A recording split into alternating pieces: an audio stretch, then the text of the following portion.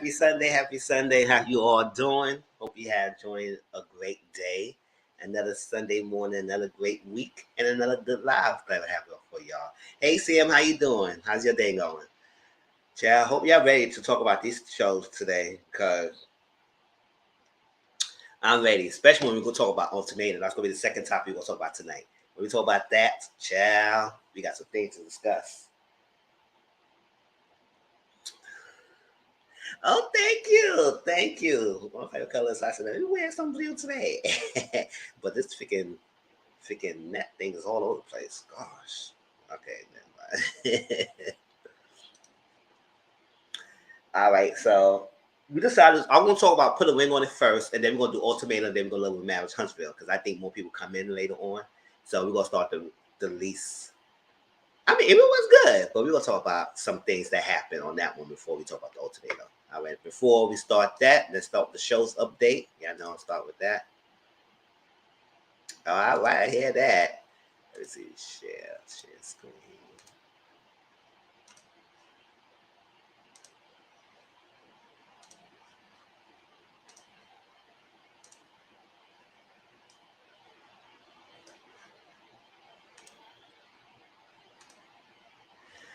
All right, RuPaul Drag Race season 14 so Fridays of VH1. It's getting close to they picked the final five finalists. And to be honest, I didn't know who the final five are, but I'm going to watch the finale at the reunion the following week and see who wins, because I haven't been watching the season, and based on what people are saying, this has been one of the most boring season as RuPaul Drag Race history, and I believe so, because after the first 3 episodes, I was like, okay, what are we doing here? But all right, Married at First Sight Boston on Wednesday was on Lifetime. I don't know. I said we was gonna talk about it again after the decision day, but I don't know. I'm gonna do a whole separate live for that. Maybe I should just tack that in one of the shows that we reviewing, and to say how we feel about the couples. Hey Dominique, how you doing, boo?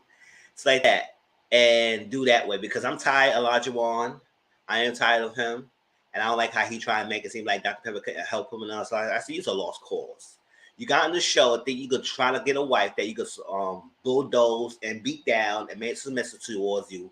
As a former F-boy, getting on the show, know he couldn't get no girl in his regular time, and to try and get a wife to have this high man demands. And Katina, I hope she listening. I know I'm a small YouTuber, I am big at everybody else, but I hope she leave this man. You better not say yes, spit up spaghetti anywhere in that freaking decision day. If you say yes, I'm gonna be done with y'all. I'm already done with y'all in the first, because I'm kind of tired of him. I'm kind of tired of him. I'm tired of Jasmina. If you don't like the man, you like the man. It seems like you just like Alyssa. You just being nice that you're going through the process. Just say you don't like him and just call it a day. Just do like freaking Chris and say, you know what, today's my decision day, and I say no, I'm out of here. He doesn't turn me on. He doesn't do this. He doesn't do that. And that seemed like Michael would be a good person to be turned on and everything. He's not an ugly dude. He does tries and he does shows, but she's just not attracted to him. I feel like that. Said like that. Stephen Noy's getting my nerve, because she kept the same thing. Steven's getting my nerve because he's not explaining. I said, listen, if you don't want to share this, don't share. Whatever it is going on. Because Noy, if you being broke or you surviving or something like that, because if he is not showing you that he's not taking care of the bills, or what, or you struggling to take care of everything yourself, why are we arguing about? Well, listen, I guess he's trying to wait and see if you have to say yes or not, that he go on for details. But at least this shows something. God, just same argument over and over there. Can you just show something so she can shut up about this finance stuff? And then Lindsay and Mark, they need to break up. That's all I'm gonna say. So that's my little recap so far, y'all. Can't wait till the freaking finale so they can be done with this season. I'm tired of it. Yeah. Ready to Love Potomac season 6 on Friday. This is another show that's like, I'm sorry, a lot of these couples is not even getting a good match. Whoever's left, it's like it just survival is fittest right now. The season just seems so lackluster. It wasn't no really great matches, and then some matches that couldn't have been had, it was not happening because people closed themselves off. And I see y'all need to stop doing that. Don't get in the show when you have to date around other people and then click on one person and then that's it. Stop that. Date other people. Now, if y'all fine on dandy, but y'all better make sure y'all good at the end of the road. Because it doesn't happen to everyone. It's some people that may have that one connection, and it's like, okay, whatever. But it seems to me a lot of people they find this one person and they stick to it, and that's it. Don't open themselves to anybody else. Because there's a lot of good potentials. Like Wiley and some people who couldn't have stood there, but nobody gave him a chance. Over these douchebag boys, over these people who don't care. Like a lot of people wasn't even ready yet. So y'all need to do better screening and do better at producers. Y'all need to do better because this season was stupid. I'm ready. I'm over it too, CM. I'm definitely over that show. It's ridiculous. I can't. That's how I haven't been reviewing it lately. Y'all notice I haven't been reviewing it because it's just been dumb.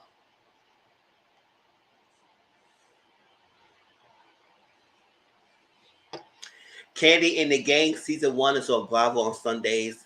That's another show I haven't been catching up on. I have been catching up on reviews, so I know what's going on. I just haven't been watching the show itself. So this might be one of those shows where I just say whatever randomly. I have it, I DVR it, and I just watch it one day. Love and Marriage Huntsville season 4. We're gonna talk about tonight, the latest episode. So some things that we could discuss about. Love and Marriage DC season 1 premieres on May 14th for Bravo TV. I will review the show. And you know what's funny on Twitter? Somebody on Twitter said that Monique is the queen of reality TV. And I said, oh, I ain't get that.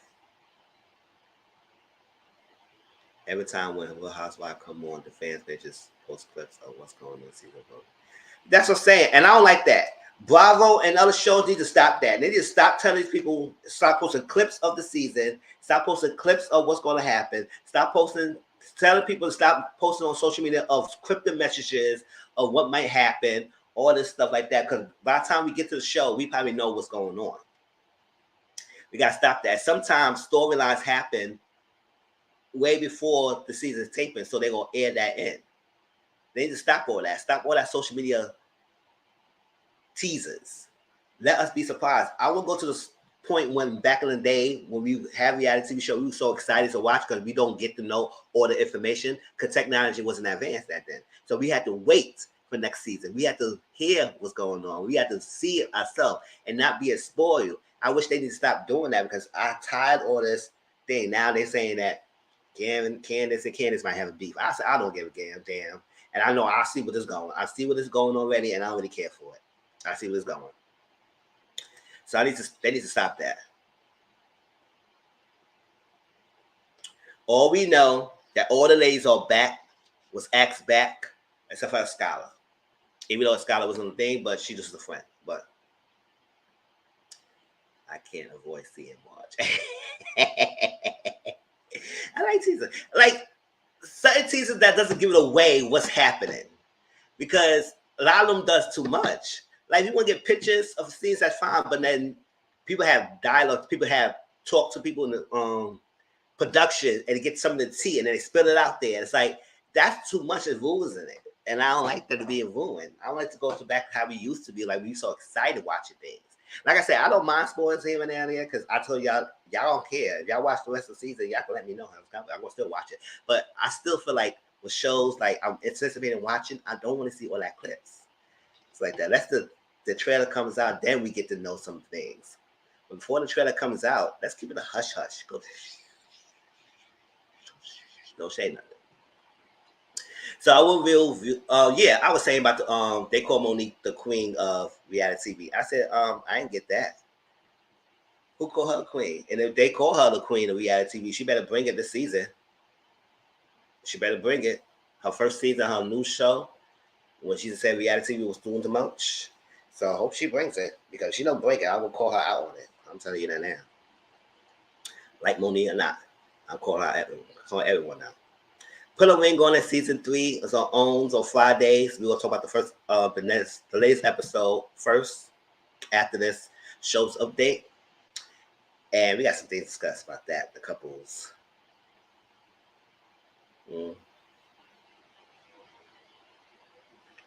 Monique messed up linking up with King.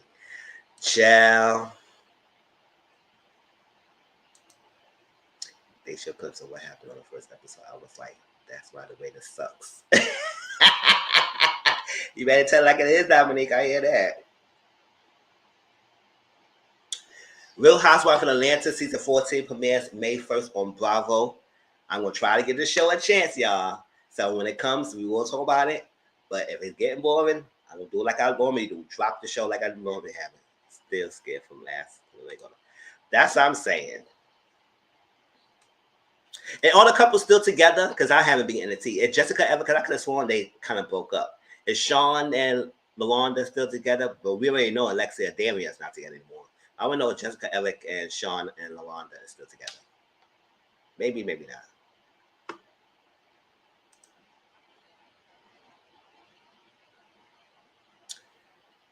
Real Housewives of Beverly Hills. I think they old broke up. Oh, really? Real Housewives of Beverly Hills season 12 premieres on May 11th, Bravo TV. I saw the trailer, and the trailer seemed like it's going to be interesting. I want to see what fake victim got to go. You know what fake victim means? That's Erica. That's fake victim. That's her nickname. I want to see what fake victim got to do this season.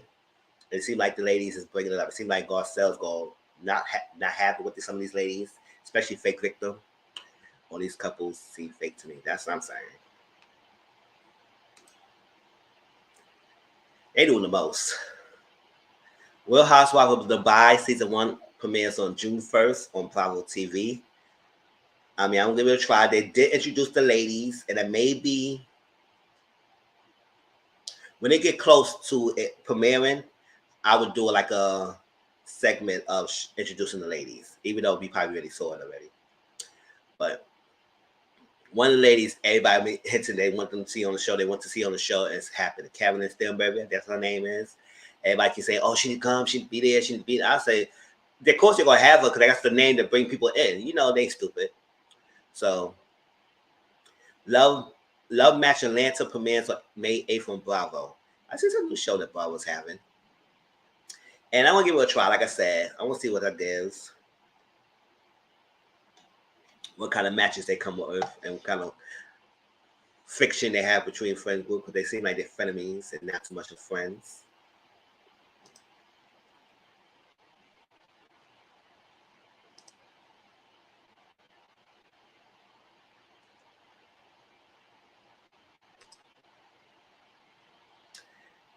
P-Valley season 2 premieres on June 3rd on Stars. So we finally got a due date. I mean, gosh, they have us waiting for this long time. I'm telling you now, it better be good because I'm gonna review it. I ain't review last season. I'm gonna review this season, so it better be good, y'all. Based on some of the pictures they shows, that's nice. They don't give us much of what's happening, which I do like that. They just show us pictures and call it a day, and that's it. So we'll see what is going for the next season. Bridgerton is on season 2 on Netflix. I watched Bridgerton season 1, and I want to see what this gives. So I put it on the list because I'm not going to review it, but we'll do watch-alongs when I get a chance to watch it. Bad Boys on Zeus on Network on Sundays. Yes, we're going to watch the latest episode tonight after the panel. So stay tuned for that on my Discord. And watch the latest episode. The Ultimatum on Netflix. Oh, let me change that. On Netflix. No due date because it came out. We're going to talk about episode 1 through 4 today. And then next week, we'll talk about episode 5 through 8. And then the following week, we'll talk about the finale and the reunion. All right, let me see.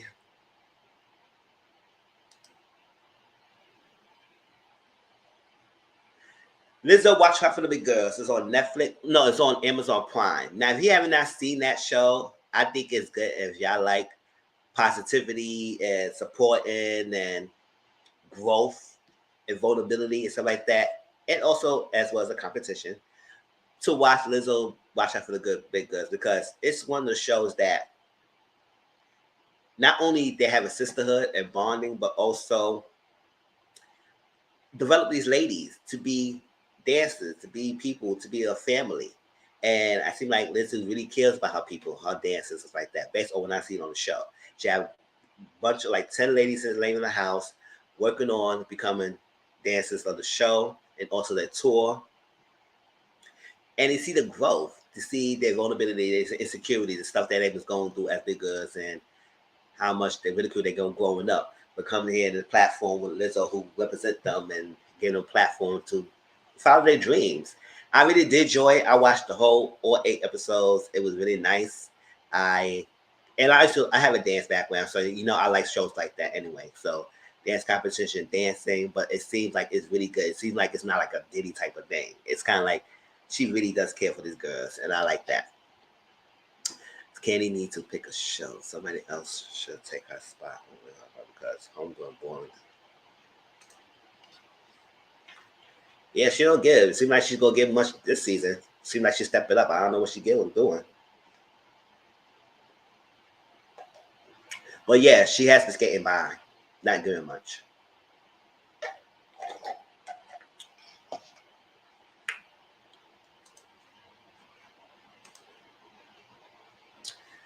Well, your Secret Set mix, I will have more in store. It's a lot of topics out there, but I just want to talk. Sometimes I just don't feel like talking about it. I just talk about it in Discord.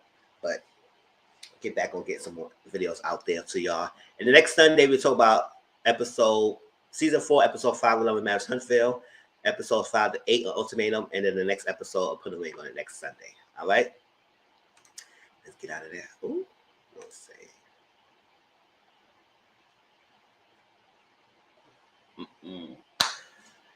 But yes, so any more shows out there and any apps and stuff, let me know. Wait, it was another show somebody told me.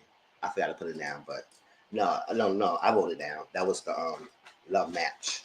People tell me about. I might put a link on it. Let's start there. Oh, everybody. I guess people still trying to come in. That's what I'm starting with. Put a link on it. Let's get these things out the way.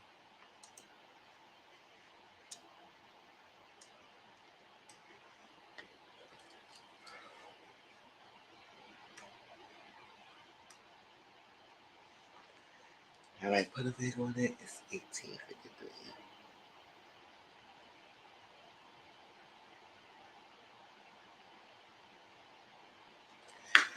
All right, y'all. The latest episode of Put a Ring on it. Child, these couples, like I'm saying, the way how this storyline's going, I don't see none of them should say yes. None of them should be together at the end of this process.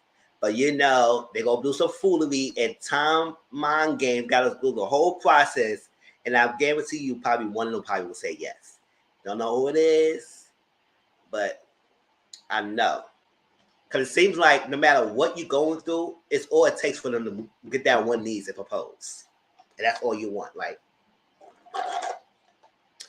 after what he put you through, F all the stuff that y'all was going through, F all that dates y'all decide. As long as you get that one day and gave me the ring, that's all it takes. It seemed like the Ultimatum was like that too. We're going to talk about that as well. Because two people got my nerve doing that. What you got in the show for? Oh, yes. We're going to talk about it. But it just seems like it's just playing in our faces to me. And I don't like that. And to me, it seemed like Shorty wanted out. And I think she's trying to use the show to get out. Because stuff she telling us seems like she's a lifetime movie waiting to happen. And if she doesn't get herself out of the situation with this guy, it's going to be ridiculous. It's going to be ridiculous. And I don't want to see that happen. Because I said, girl, you better leave before it gets too late. Otis Shalana, I can't stand Otis. I don't know. He's boring as hell. I don't know what he gives that makes people feel for him. Maybe because his good looks, but that's all he resting on. Because he's dry as hell on his freaking dates and think that he's the catch. Whatever. And Alfonso, he just act like he can't know what he's doing. I think he's doing all this because he said he know that Shay's not leaving him. And she's doing all these theatrics for what? And I feel like he don't have any fear of losing her. If he ever fear losing her, maybe he would shape up and do something better. But I don't think he does.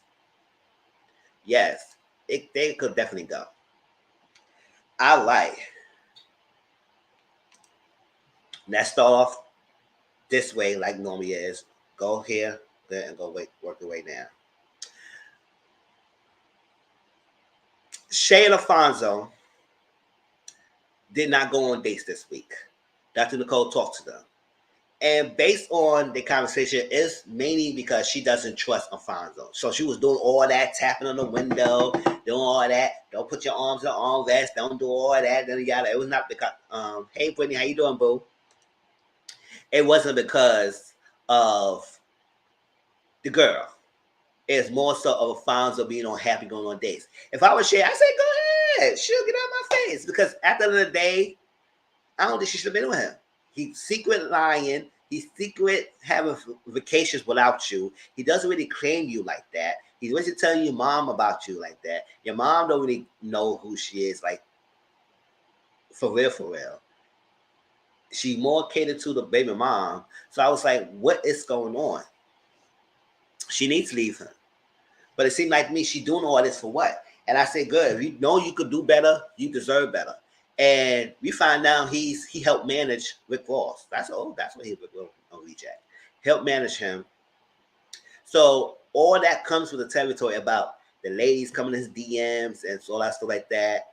And she wasted time. She is coming in his DMs, talking to him. He entertaining that.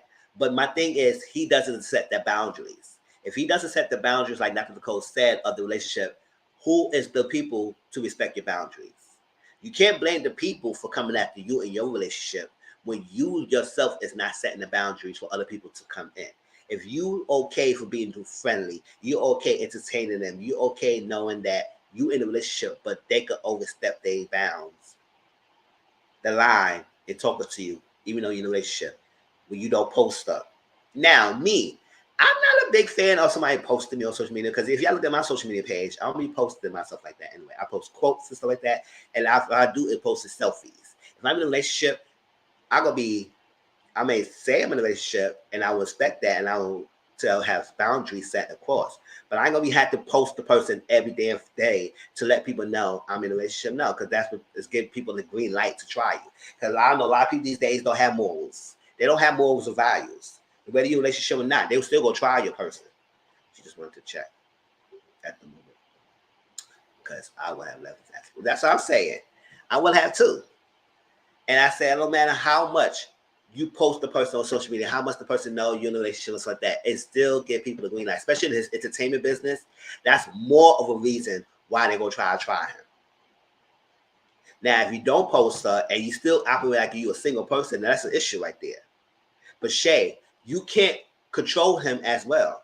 You can't be overbearing and try to say, oh, he can't do this and this and that. I want him to have this thing, but as long as it's business and as long as it's just a friend, but then I got a friend because that takes too long. I say you can't do all that. You try to control this man and you can't. Should have before come up. That's what I'm getting. That's what I'm saying. Because it seems like she's accustomed to a lifestyle and she don't want to let that go. But if he's not taking infidelity seriously, why are you staying with him? Let it go, girl. Don't put yourself in a situation that you have to be so needy to him. It's like that, because I don't like that.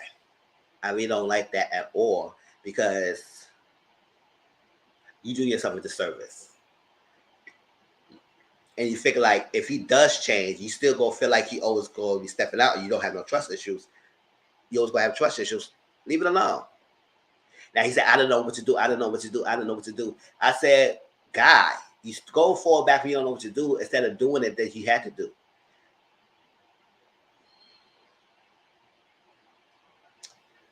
But whatever. But if Shay, you doing all this for what? You knew what type of guy he was into when you started dating him. That's what I'm saying. If y'all gonna have issues of guys or vice versa, of someone in a nightlife, someone's a club promoter, someone's a socialite, something like that, don't date those type of people, because you know what comes to that territory. When they're used to the attention, they used to portraying they're like single, even though they're probably not single. Like, don't date that type of people. Now, if you okay and reaping of the benefits of being that person with the getting the clubs free, or getting a lot of money and getting whatever cars in the house or all that yada yada business with the entertainment business and getting to reap the benefits of being the first line and getting the parties for free and getting all the first access or VIP. You like all of that. But also you got to come to the territory of what that comes with. Now, if you can't deal with that, leave that alone. But don't choose the certain things that you like and then pick everything else. That's all come in the package. So like that. Whether it's not right or wrong, I'm not saying what he's doing is right. What he's doing is definitely wrong if you don't want to claim up. But he show you consistently that he don't value like that. Or because I think he feel like you not going anywhere. If a guy feel like you're not going anywhere, they don't going to care about your feelings because they know you're not going anywhere. They know, oh yeah, let her go through her phase. Let her yipping yapping. Let her figure argue with me down. Let her do all that. Let her do all that.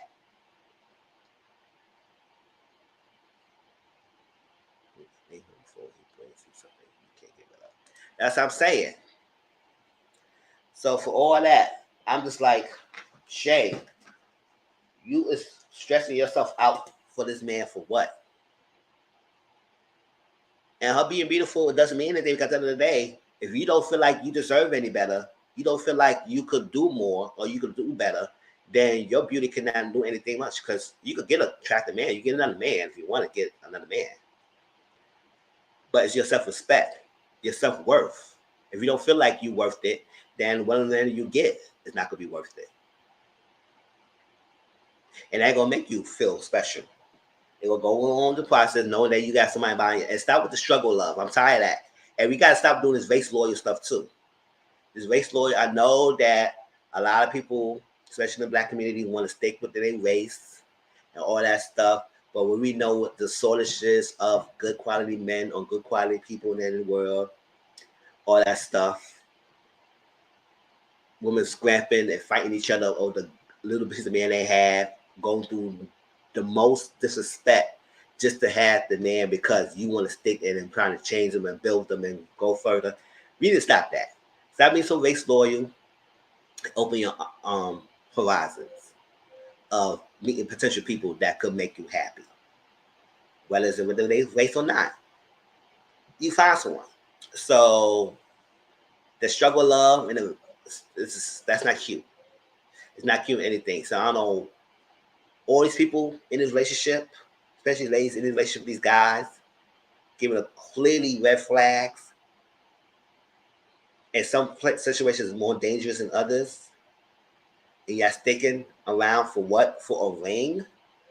F the ring, no. Go about your business. Bye. Go about your business. Because at the end of the day, you can love your people you want to love. It's fine. But sometimes it's your own. It takes your own to put you through the mud. For what? Or because you want to stick by that person. You want to stick by it. I said, no, my mental health, my emotional security, emotional stability is more important than me trying to struggle with you because I want to stick to being by a black man. Yes, we had to start using boundaries. Yes, I think a community we had to start using boundaries. And what boundaries in the aspects of dating outside your race or boundaries of within ourselves? Because I'm advocating for interracial relationships. I'm sorry that I had done it before, so like that. So I feel like it's good. But boundaries, in certain cases, yes, I do feel like that. But I just feel like, Shay, you got to know your worth. Know your worth. And that's all I'm going to say. Because you trying to control this man to be how you want it, he already showed he's not claiming you. So that's right there is a thing to go out. So leave it alone, girl. And move forward.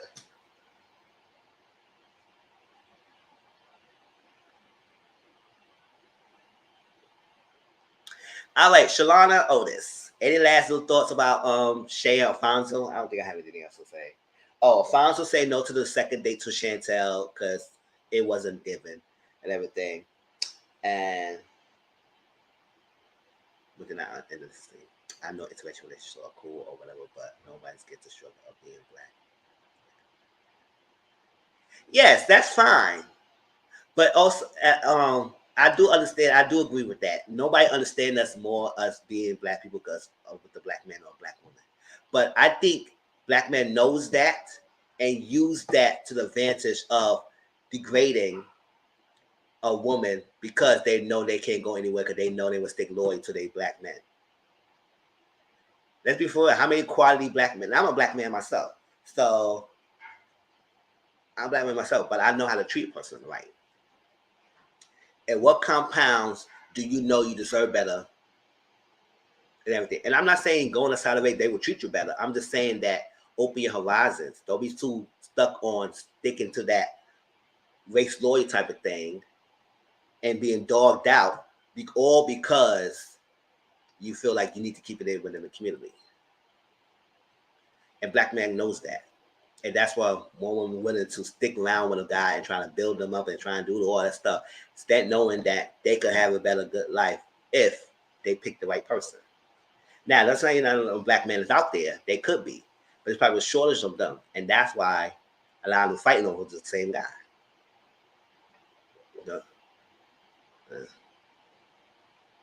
They always said aesthetics. And that's the problem. It's like, we got to get over that mindset. Yes. Always the aesthetics. That's a saying. If we break the mold of what we feel like a good quality man is, they got to be 6 feet tall, the gun pack money, the six pack, and and all stuff. It's like, yes, you could have most of the stuff, but you shorten yourself down. And I'm not just picking on the black woman. I think black men do the same thing too. Don't feel like black woman is not good for you, and you just feel like they too much. You will date outside your race because a wrong negative stereotype of what you have about black women. It's the same way, vice versa. So it's not just the black woman. I just feel like we gotta stop being race loyal. But at the same time, if you're going to be that way, don't use your struggle as your success story. You don't have to struggle, y'all. And I don't want to do that. Yes, minor things, yes. But not too much like what these people going through. Hell to no. Oh, I be Ultimatum going to talk about that tonight. And I get my opinions about that. Because, yeah, she was one of the, I don't know what he said about black women. I don't know what she was going on. But all I know that they had a domestic violence. Oh, yes, they do. They always a lot of quality black men, but they always aesthetic and trust every ethnicity has F boys. Yes, white ones. They are some white. Oh, yes, they are some white ones that are trashy. Like I say, everyone and every racial background, ethnic groups have their type of boys. So I'm not saying it's the black one. I'm just saying like that. I'm just saying that open your mind to other people and other things. It's like that. And don't glorify the struggle. Don't glorify the struggle. If you go feel like these is okay, a success stories is dealing with these type of stuff, child.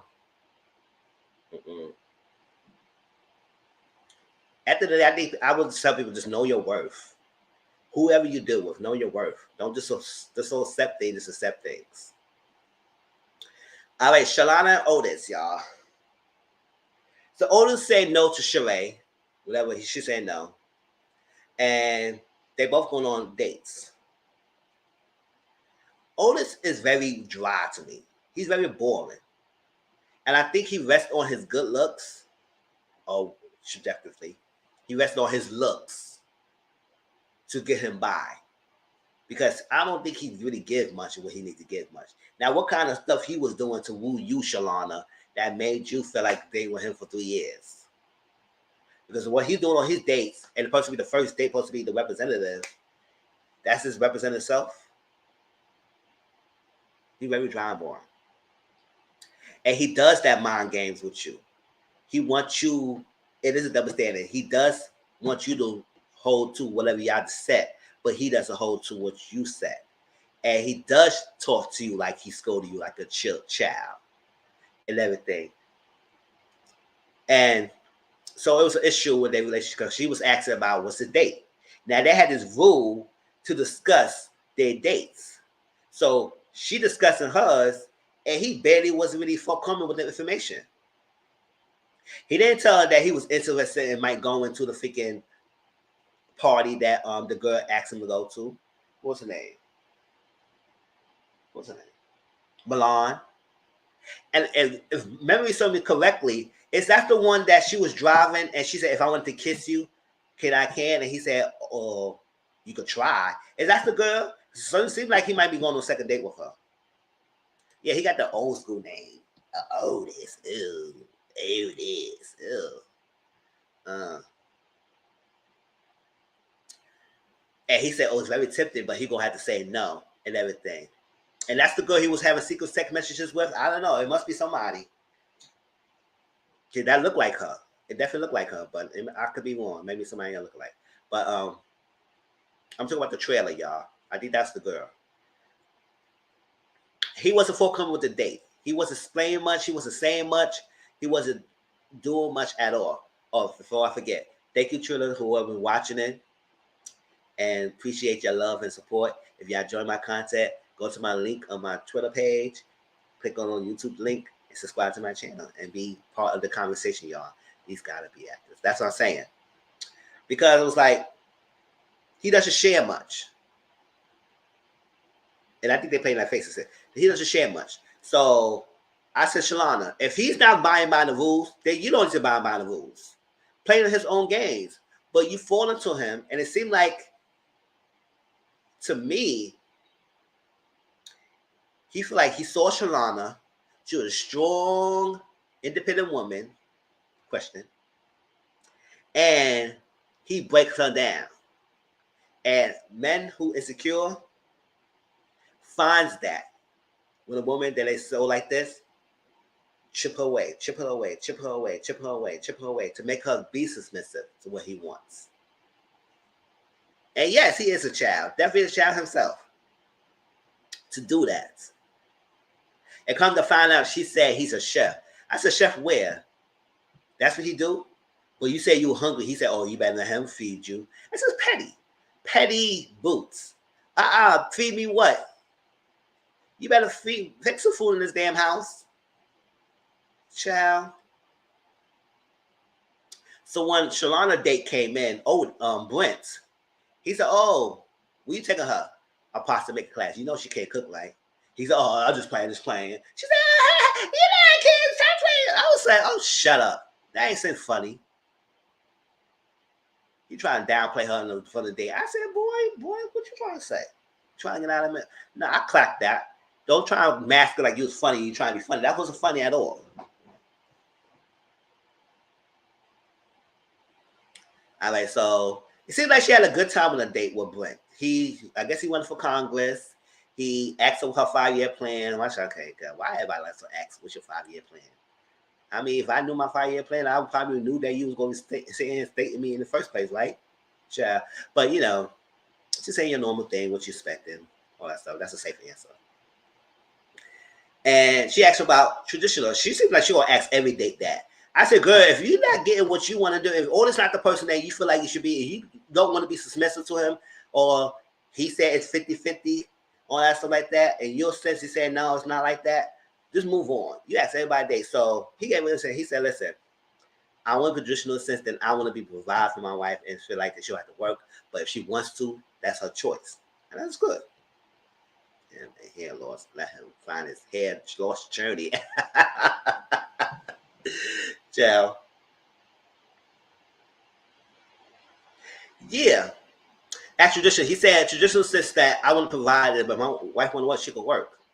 And I don't want to hear, I don't like that word submissive, because it does come to the conversation that you want to be relinquish all your control and make someone have all control over you.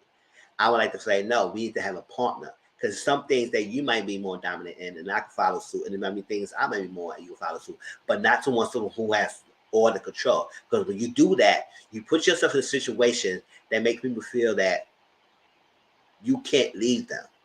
They got you. They control you. And then you trick yourself in saying that you can't do anything better because you invested so much in this person and could control every aspect of your life. And I don't want that type of relationship. Nobody should have that type of relationship. no matter what. Yes, you want to have that traditional and that stuff like that, but go to confounds when y'all both can have partnership.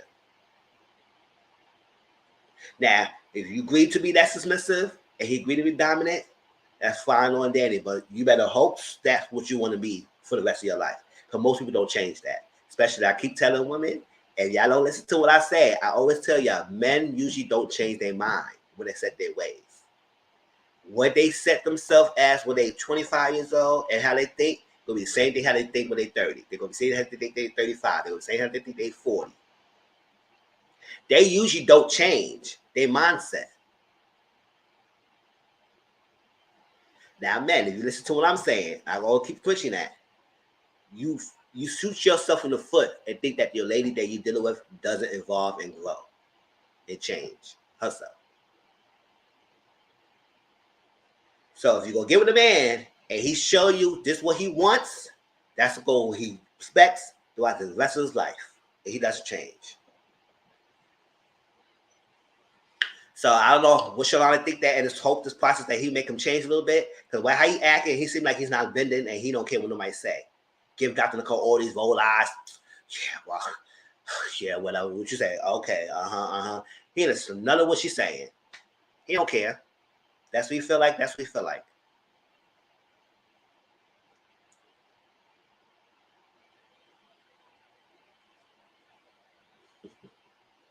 So they sat down with Dr. McCall, and basically she explained that. And it was going forward. She said, he scolds me. She said, oh, Dr. McCall said, you said, oh, powerful word. He scolds you. She said, at time when we have a conversation, he scolds me and everything. It makes me feel like I'm like a child. Now, he might say, oh, that's not, I'm sorry she feel that way. That's like that. And I said, she asked her how you feel about her saying that. And he said, oh, she don't feel that way. I said, that's not how you feel. She felt that way. That's how she feels. You can't deny that she's come from. And then he said, it's at times when I don't scold her, I don't know how she feels. How can you explain that when she doing when I don't scold her? So Dr. Cole says, we can't do with that unless we deal with this. First of all, you said there are times when you don't scold her. How does she feel that way? And how can I help her with that? But it does say that there are times that you do scold her. So that means it's fact that you scold her. And he said, oh, no. So then he said a confessional. He said, well, her actions show childlike behavior. So if her actions show childlike behavior, that means you scold her like a child. Basically. So why are you trying to defend and go defensive like that's not what you're doing?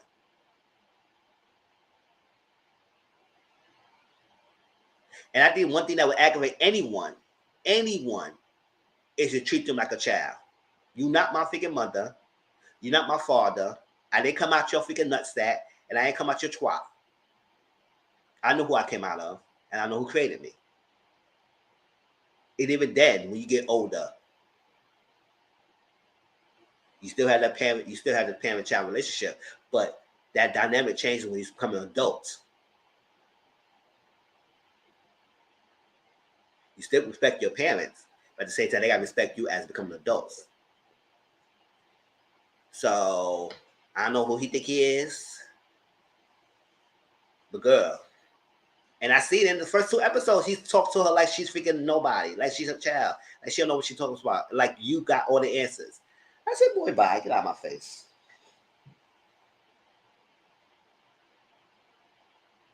So hopefully Shalana going on the second date with Brent. And I don't know if Otis will go on a second date with Milan. I think he did, because it seemed like that's looked like the girl that was on that trailer in that car driving him, saying, I want to kiss you when you go out or something like that. He said, yeah, you could try. I said, boy, see, don't figure dry like that. Oh, boy, I ain't want to kiss you. Fuck out of here. But again, like I said, he rests on this. And I see like a lot of women pipe him up and think that's all he gives. And then just what he presents on television. I said, boy, bye. Kenny and Shorty, y'all.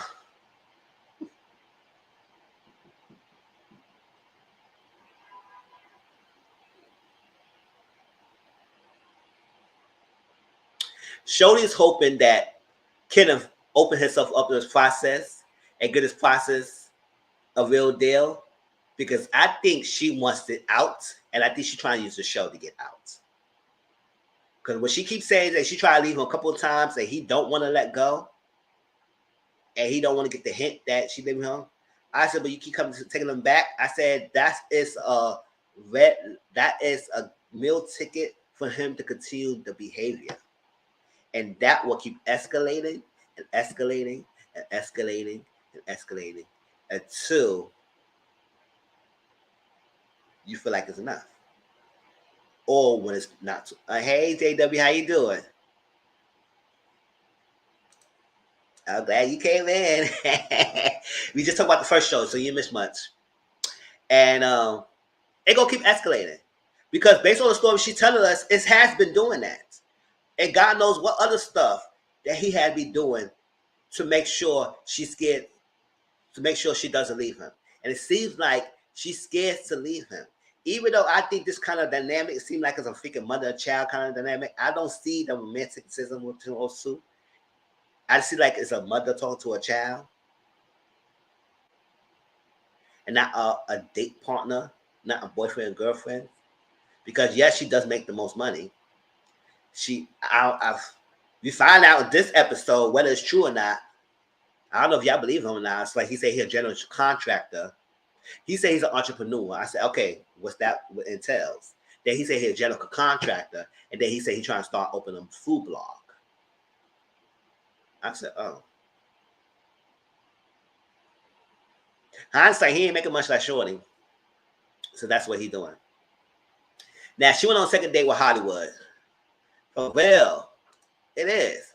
She went on a second date with Hollywood, and she was explaining to the things to him. You know, Hollywood, that's golden smile. And when she said about following her to his house and everything, he was like, oh. He said, that sounds crazy, girl. I said, that sounds crazy. Now, if y'all didn't watch the episode, basically she said she tried to leave him numerous of times. And the first time she ever broke up with him, she got herself a new apartment. You know what he did? He stalked out by her job, around the corner from her job, wherever she was at, followed her to her new location. And I guess she found out he followed her when he showed up right next to where she was at, going to her house. I said, that will sound cute. And that will sound, whoever your friends are, they saying, a girl, he sound like that's good because when I left my man, he didn't do none of that. I said, leave those friends alone. X those friends out your life right now. Because they are trying to put you in a Lifetime movie and we don't got time for that. Sure, they look like with the F straight turned off. That's what I'm saying. He sound like Tommy. That's what I'm saying. All his jobs. And then next minute, know when Shorty is not living anymore, they would say, oh my gosh, I ain't took her serious when she was saying all that. I ain't take her seriously. As I said, no. Y'all never take things seriously when something happen. All that little thing y'all think is so cute. Oh, my man stalked me. He's still in there. No. Get out of here. That's not cute. Come on my job and follow me to my own house, stalking me like that. And then we find out he take pictures of bank statements, and then he go to my job and making hate messages on my job. You think all that is cute? No. And it's escalating. It's not. So I think she's scared to leave him because he does these things. So that's what she's hoping, that he finds someone in this process and move on, or at least put himself out in trouble. Yep. That's some snaps. She needs to leave him alone. Yeah. And all his actions shows that he has someone that's financially stable, secured enough, got him a place to stay, all that stuff, reaping the benefits of a boyfriend with a successful business girlfriend. Ain't had to do much. All he needs to do is slang that little ding around, make her feel good, put the charms on, and that's all it takes. But I hope Shawnee is smart enough to know that she got to be careful, because dudes like that, they do snap. So if she want to leave out of here, she got to do it the right way. But don't keep coming back every time he's put on that, oh my God, I don't know what's wrong with me. I don't know if this is right. Either she scared, she a sucker, or she trying get out of it.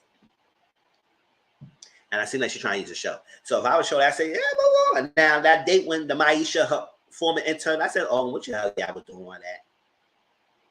But then again, I would say, you know what? Let him find her. I say, if she makes him happy or whatever, school on, get out of my face. Because I'm trying to help her. Listen. As soon as he walked out the door, I said, oh, girl, pack my clothes. Get out of here. She be out of there. I would say, girl, shoot, I would be with my heels out of here. Change the locks and everything. He said, where the hell Shorty went? I'm out. Producer gonna try to find me. They said, oh, Shorty left the show. Ty left the show because I was waiting for the moment. So every time he get out that freaking house for a date, I'll be out of there. Fuck out of here. They had to find me. They had to find me. I ain't getting stuck. Sure. Yeah, she's older than him. It had to be. It looks older than him. Friends. That's what I'm saying. Yeah, she older than him. That's why I feel like this dynamic between those two. It just don't feel like it's a romantic relationship. It feels like it's a mother talking to a son. They kind of look alike. The only thing about he's just taller than her. And she is older than him.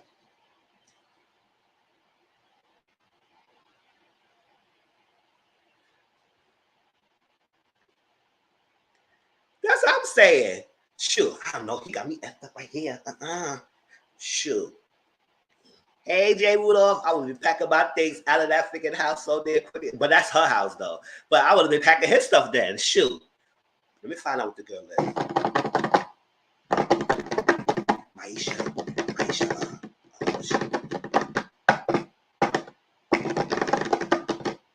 Oh, she live here? Here, drop this over here. Drop that in the house. For real. She giving in. I don't know why. And now if I say, oh, girl, I feel like you because I'm not a man do that. I said, no. They will want you to be 6 feet under. Yes. Come in, like the video, y'all. Share this out. You know what? That's what I'm saying. Sure, I got my finances. Just change the deeds to the freaking lease to his name, whatever it is. I'm out of here. Sure, you can have it.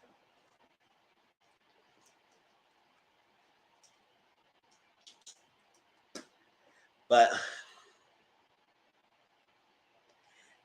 I just can't. So I don't know. And we all know Hollywood's in a relationship right now. So I guess somewhere in the line, she might say no or whatever it is. And he move on for that. And Kenneth, my age of the friend, and that's what it is. She said, I'm not a homewrecker, but you know, if somebody shows me, I'm gonna chase them. I said, then you're a homewrecker. So you never know what the freaking relationship. If that person is married, they chase you, you go entertain that. The way you say, Maisha, seem like you would date anyone who give you attention. Single or in relationship or married. But you're not a homewrecker. Mm-hmm. Now you got your spots in the show, that's okay. But outside of it, it seemed like based on what you just said, girl, it seemed like anyone who come after you, you will just entertain it. Even after you find out their relationship status. I said, child, Maisha, you better get your self-esteem, girl. Work out. But we'll see. But Dash Ken and Shorty said, I don't know. Maybe she's trying to use the show to out him out and make him feel like explosive and stuff like that and rep on danger. But I think she's hoping that he can find someone. But even if he don't find no one, let's say, girl, you don't have to say yes at the end of the day. You don't have to say yes. Let him down easily. Say nope. So as he said no, I said no. We need 6 feet distance between this proposal right here. Because based on my answer, he might not like it. And I had to run at my ass out this freaking room, but this kid was over here. Sure, keep it distance. Put the ring on the table right there. No. and be out of there and run up the hell. Shall I mean, I'm making fun because of the video, but the situation is not funny at all. But I'm making light of that scene. I would ran my ass at that freaking room at that saying no. Shoot. I go pull up the front. I will pull up that freaking.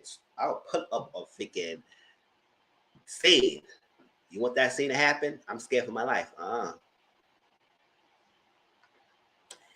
right, y'all. So let's move on. Let's switch this out of here.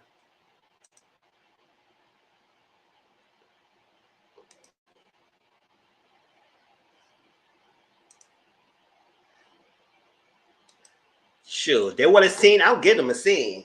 I'll be out of there. They said, Todd just ran out of there. He said no and left the scene. I said, damn right, and sure did. Sure. And don't ask me to go on the reunion because I ain't showing up in here either. Wait, he took a picture of things, but you don't have to single thing. Right did it there. Right, Dominique? Right did it there. That statement right there. That bank statement would have been the freaking last scene they take me with him. Because what I'm not going to do is you try to take my money. Not my dude. I would have got that damn car, got me an Uber, go to her bank, change her accounts, and left that situation. Well. Oh, yes. Ultimatum, y'all. We watched episode 1 through 4. See, David, you didn't come in last night, so. So next week we'll talk about episode 5 through 8, and then the following week we'll talk about the finale and reunion. So, Ultimatum, what's that? 58, 15. So that's why I made Ultimatum the second topic, because I know more people come in, and we could talk about these people. All right.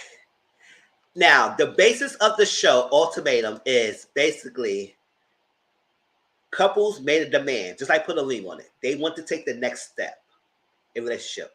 One half of the couple, each one of the couples gave the ultimatum, whether it's the female or whether the guy. Gave the ultimatum, and the person refused to take that next step with them. So they forced them in the show, whatever it is, to come on the show in the process of dating the other couples. Yes. Dating the other couples. The other couples is with these 6 couples, right? Other couples, switch. So they go on little dates, talk with each other for a week or something. And at the end of the process, the end of the week, they decide who their partner they want to be with. And with the process they've been with, they have a trial marriage for 3 weeks with the person they with. It's celebrating the process of being living together, meeting their families, meeting friends, all that stuff. That didn't was a show. I know. You have a job. So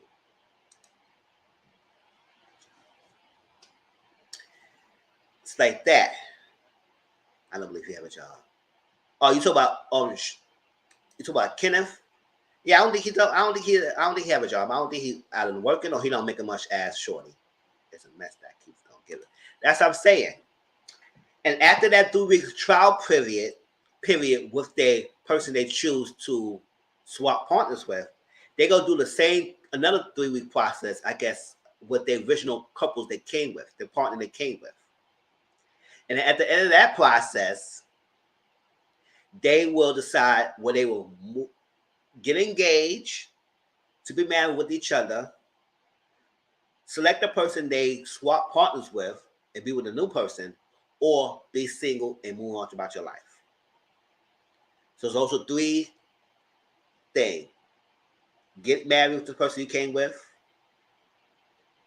select the person you swap with and be with a relationship with them, or you be single. And that's it. All right, y'all. Let me see. And if I've missed any details, y'all can fill in because we talk about 4 episodes in one segment. So it's most likely generalization to everyone and all the couples how we feel about this. So make this going to be a conversational. So just feel free to put your comments on while we talk about it. All right. So the first couple top left right here, we got Zay and Ray. Zay and Ray. Ray gave the ultimatum because she felt like, after what's it? Yeah, I think she was saying after college. She was the one, not Shanique, right? Let me see. Let me get it right. Yes, she was like after college. We went through college and everything, all that sort of that. So I think the next step is be married, then get together, then have the kids. So she have a timeline that things want to be. Yes, Maddie tried to hunch freaking Randall. Child. When she saw Randall, she said, "Oh, Randall this, Randall that, Randall this," and all because she want the D, basically. Now, maybe she might have some feelings with him. She may have a good together, but like it seemed like to me, she don't really like her man Kobe like that. But she want Randall. I leave because I didn't watch it. Yeah. You don't have to leave, Dominique. You can still make opinions about what we talk about. Now, if you don't want to get spoiled, I understand, but you don't have to leave. Yeah, she wants to see what was so true. It's like that. So yes, she was like, yes, it's college. So she have a timeline. She wanted that way. It's like this what happened, this what happened. But I want to let people know, y'all, you could plan things, but things don't always come the way how you plan. Stuff changes. So no matter how much you plan, and you make actions towards it, it could happen sometime. It may work in your favor. Sometimes it may not always work in your favor. But you have to understand that things don't always work out. So yes, you went to college, that you think the next step is this, the next step is that. At the college, find yourself, be secure in your jobs, stable, don't rush, all that stuff. But the thing about Ray and Zay is that Zay is really not Zay, Ray. She's not really expressive open because when he asks her a couple of times how you feel about him, she just mute. She don't really say much. So you gave an ultimatum, but you can't really explain how you feel. So I was like, how you forcing me to marry you when I'm asking you how I feel about you? What about me make me feel like you should be the person, I should be the person for you? Now, if you can't explain that, why you want to marry me? But it seems like she's very open in the sexual department. Maybe he banging her out real good because she couldn't express herself in words. But baby, she was putting the action by kissing him down at the freaking dinner table, tucking him down. I said, "Oh, okay, girl. So I guess your body is showing your words and not what your words are saying." Okay, all right, girl. So that's that. The next couple, right? Hey, little like, how you doing, bro? Right. Next couple, April and Jake. I'm sorry if I don't like April. April was doing the most. April.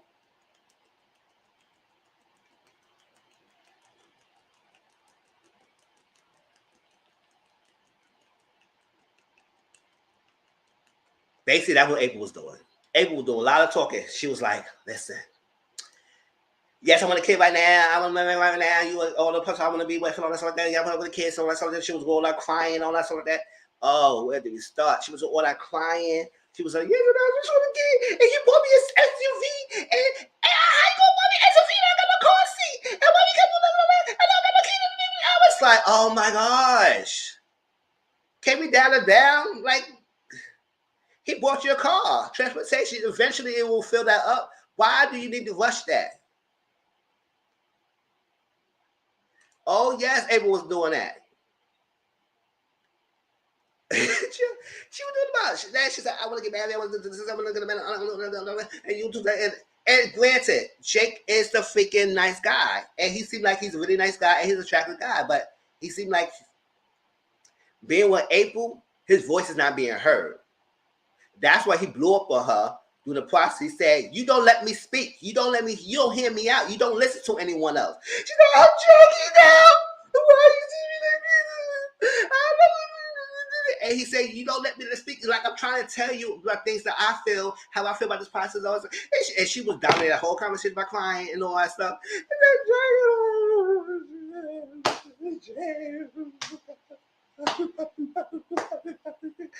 was like, girl, April was a lot to deal with.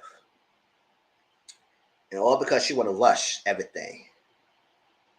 And I'll tell you about all the stuff that she had going on, but I'm just introducing a couple right now. But that dinner table, when she had that first initial meeting after meeting the couples and they had to sit down, I would say, girl, calm down.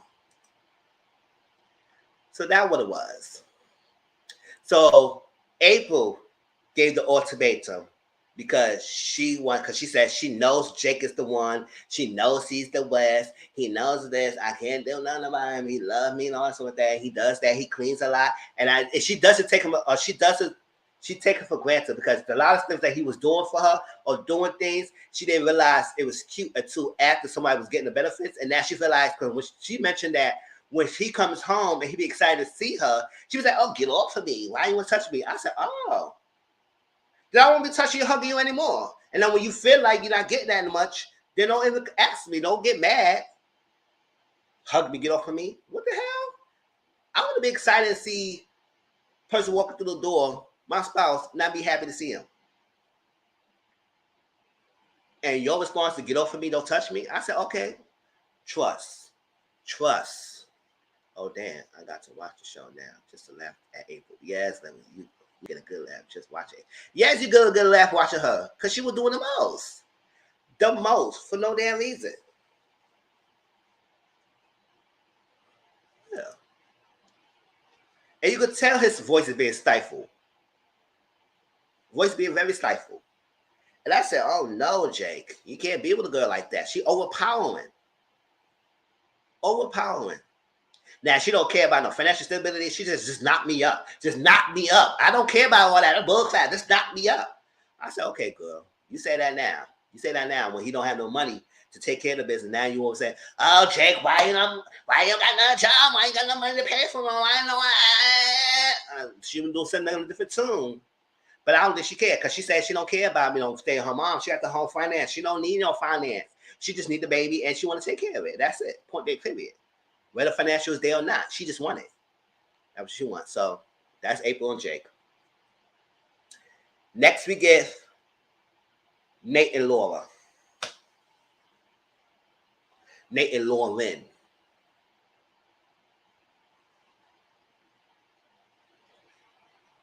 Watch my face, y'all, because this thing is.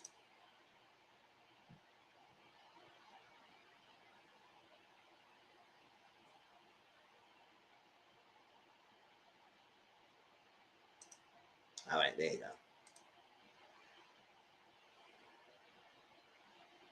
go. That's what I'm saying. Boo! Boo! For real. Nate and Lauren, I'm not trying to spoil it, but based on thing, he gave the ultimatum. Nate gave the ultimatum. Lauren was like other hand because the ultimatum was based about the differences of having children, which I don't understand why we're in 2022 and we still try to force relationships for people when the standards of children and parenting. If one person is hesitant of having children or don't want children or just straight no, another person wants it, and that conversation always button heads, don't rush into no marriage. Don't. Because Lauren, in one hand, she's not totally against it.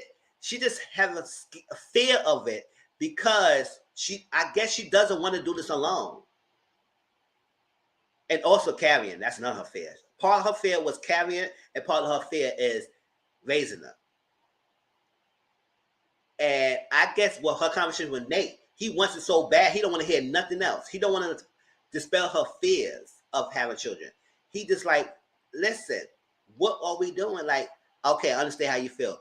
Trust me. And another part of the reason is that he always working.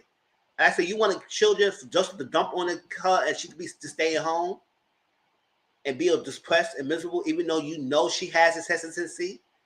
They're going to make her want you anymore. They look cool. Who was the problem? The man and the woman. What we talk about? We want to talk about the third couple right now.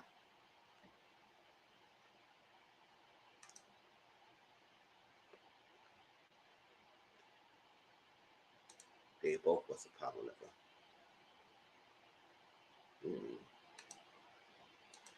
Who you talking about? Late and Lauren, the one I'm talking about right now? Oh, yeah, we're going to get to it. Because it seemed like they both were. And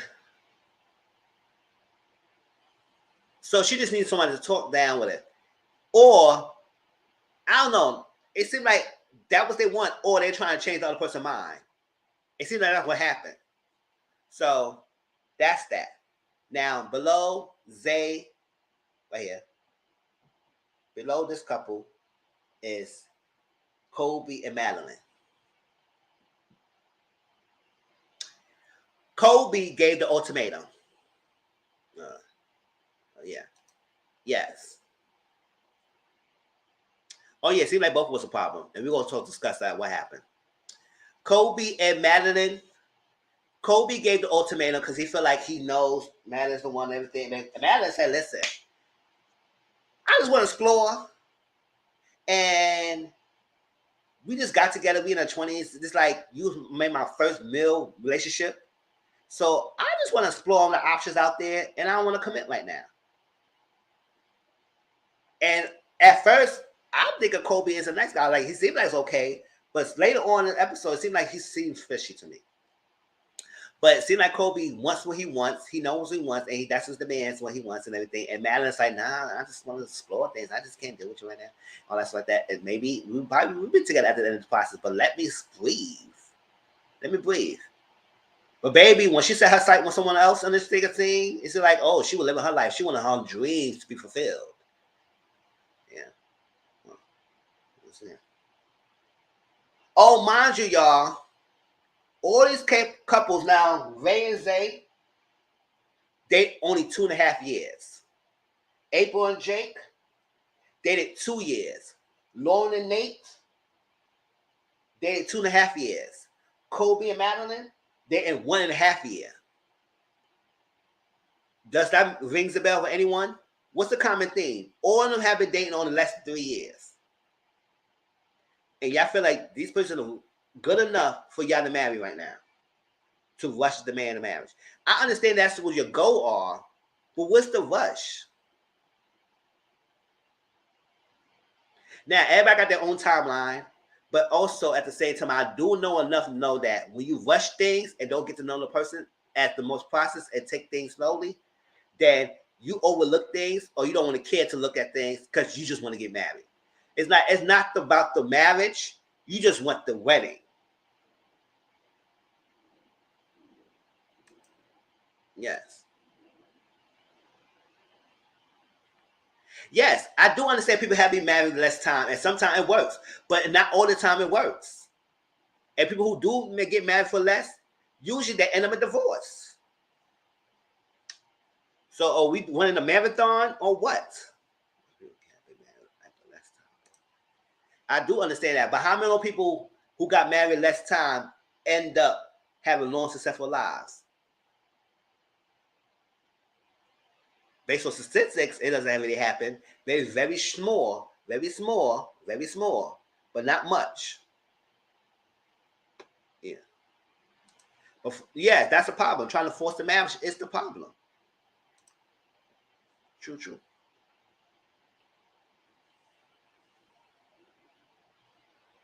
And she want to know Madeline want to know what's out there. Maybe Kobe's not the one because it seemed like she don't really feel Kobe like that either way. No, there's no counseling in this season. There's no counseling. They only talk to the host, Nick and Vanessa Lachey, the host of the Love is Blind, but they ain't get no counseling. They go through this process. Well, they should have counseling in the midst of this because y'all need to have somebody who can really talk to, who's an objective type of person who can see both sides and help y'all through your process. They should have a counseling sessions. But I guess they want to be like the other shows, like Married at First Sight or Put a Ring on it, like that. They just want to be their own thing. But I think situations like this, when it's just so accelerated in your feelings, they do need to have someone to talk to outside the host.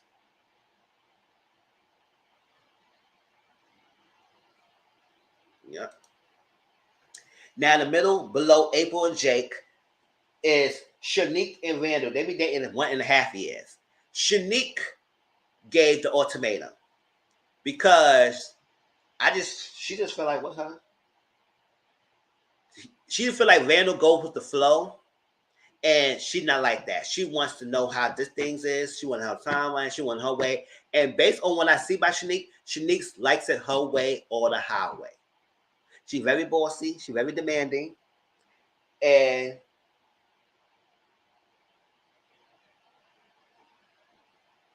he wants to get rid of his debt before he get married, which is a good thing because you don't want to be the married being debtful, having a lot of debt. And I need somebody say who cook, who's somebody cook, and he don't do dishes, something like that, whatever it was. And they want kids or something like that. I agree. A counselor on media will support them in this experience. Yeah. Yeah, I like them separately, but not together. I think Randall wants someone who be able to let him be him, but also let him be expressive. Because he did mention that how Shanique don't allow him to show his feelings and emotions. Because I don't know what kind of man that she likes, but it seems like to me she don't like that the mushiness. That's what it seems like. She don't like the man who's mushy. She don't like the man who can show emotions. She don't like the man who could do this. She had this thing. Don't cuddle with me in this certain time. This is that all. But it just like she does sexual. So I don't know what her thing is. It's just like she wanted her one more time.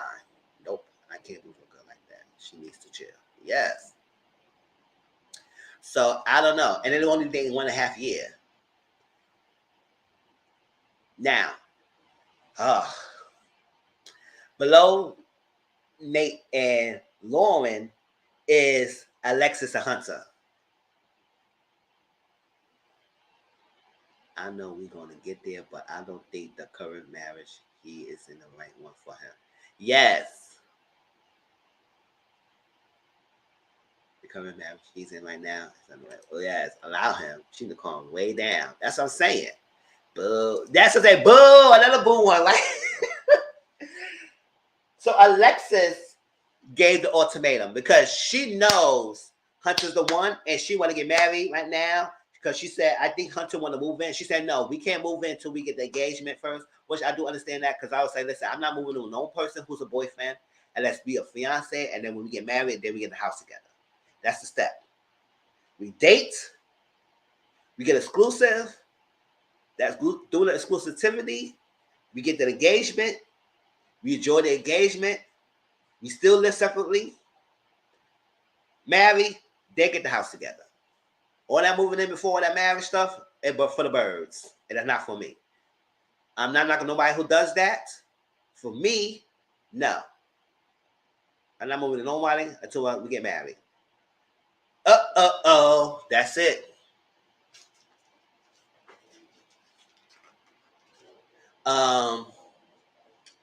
Alexis Hunter. So I understand her point that, but it seemed like she's none of the man that want to. I want this. I want the marriage, just like that, all that stuff. She initiated the convo of the engagement. She said, "Listen, if you don't get engaged with me and you don't marry me and everything, we're gonna break up." I said, "Then you should break up." All right, move on. All that stuff. And she seemed like she's very dominant. That's all I'm gonna say about the couple. I don't really care about her like that. And Hunter. All right. So, do the whole process. Now we get to the point where all the couples met each other. Nick and Lachey gave them the breakdown of how this process is going to go, what to do. So they all started talking. Now, Alexis.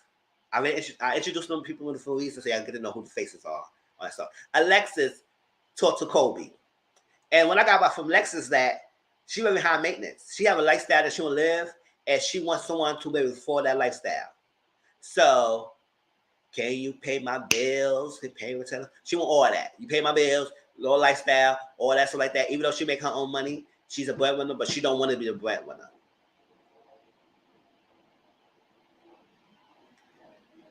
I'm just wondering how long it's gonna be before Madeline get punched in.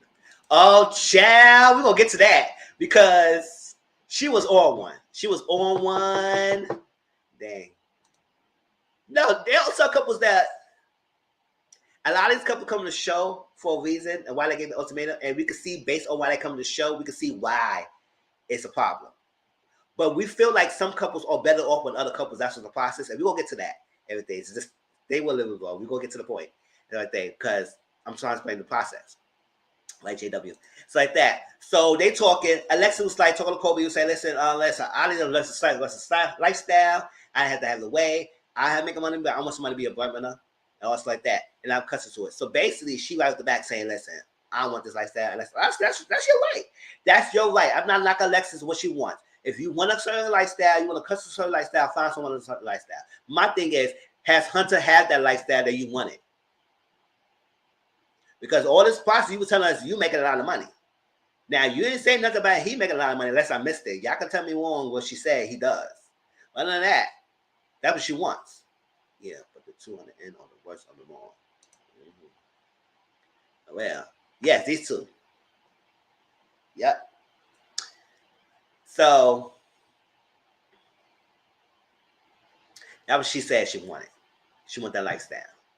Now, April going around telling people that, listen, she want a baby. She this is that. She don't care because she asked about what's your hesitancy before baby. He said a lot of them said they want financial stability. She said, oh, bull club. I don't like that. I don't like that. We always say that. I don't like that. Yeah, I don't like that. I don't like that bull club. Because I make my own money. I got my financial stuff like that. I just want a baby right now. Just give me a baby. Just give me a baby. Give me a baby. Give me a baby. Give me a baby. Give me a baby. Give me a baby. Give me a baby. And that's all she left. Do y'all get what she wants? I said it like 5,000 times. So what do April want, y'all? Y'all put it in the comment section. She wants to be kept. Very much want to be one housewife. For real.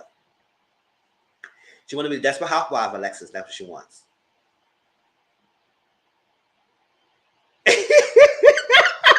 Right, Brittany? Oh, it was his baby. That's it. That's all. That's what I'm saying. She just want the baby. It's like that. So she don't care what none of your reasons are. Just knock her up. But she did say she had infertility issues. So I was like, girl, that's probably the reason why you're not getting it. It's not like because it's you. It's maybe because of him. Baby.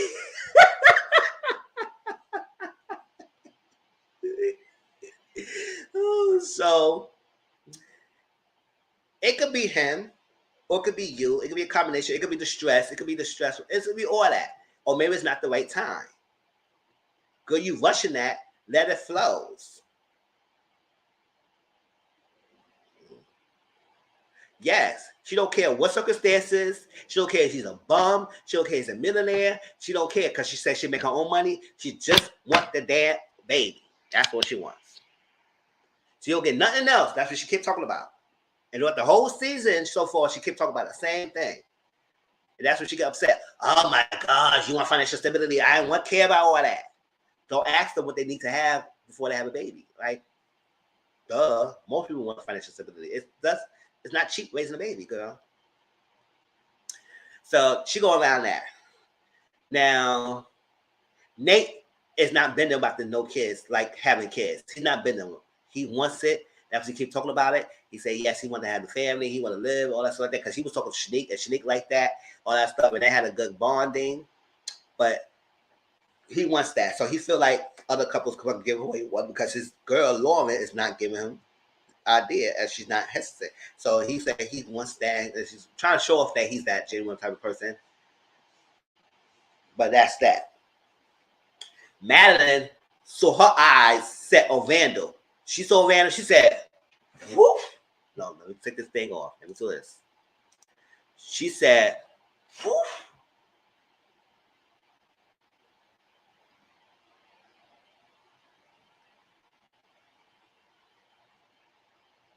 Randall, that's it. That's it. That's it. That girl, she did talk to some other people, but when she got to Randall, that's what it was. She clunked her ass, tucked her behind to Randall like it was no problem, no tomorrow. She said, "Oh my God," she saw Randall, and she said nothing about Zay. It was all Randall. So it was a specific type of guy she wanted, the specific type of black guy she wanted. Man, what's up, black meat for real? Cause she said, oh, maybe Zay is too much. And like, maybe he made I need that Randall type of D. All that stuff like that. And then him and Randall was talking. And it seemed like they get along to a certain extent and everything because they do share, they talk, and all that stuff like that. And I don't know, maybe probably Randall would have been okay with any one of them who open enough to listen to him and let him talk and let him express himself and not to be guarded and let him move the way he moved. But Randall and Madeline did click right off the bat. They clicked really well. So I don't know, maybe it was something between those two. But basically, the conversation mostly that we were getting from it was more sexual in nature, and all the other stuff falling behind. But yes, it had to be the sexual gratification, even though they ain't had sex yet. But we get to that point because she was trying to make it seem like she was trying to do something. Well, so that. But they were taking that step of having emotional stability because that's what he wanted. He wants that emotional connection before he dumped anything else. That's that. Now, Ray and Zay, no, Jake and Ray instantly connected. Instantly connected. They had a lot of things in common. They had similar backgrounds. They had goals, things.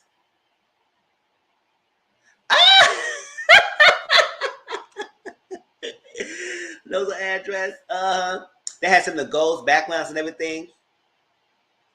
They really connected, and it seemed like to me, Jake and Ray would be cool with each other. I think they would be good for each other. If Ray could be expressive, which it seems to me, she's very expressive and share her feelings more when she was with Jake than she was with Zay, which I don't know why. And then she did say that Zay is maybe reactive. So she can't be comfortable expressing something because when she does express some things, and maybe he not be okay with what she said, that he does get very explosive and reactive. She didn't really get much. That's the word she kept saying. He's very reactive. So I said, oh, okay, girl. But what her is Jake, it seemed like he wants to talk and have that connection. And he likes that. When April, he doesn't get that from April because she overtalks him, don't want to listen to him, overbearing. And when he has things he wants, it's being overshadowed by April.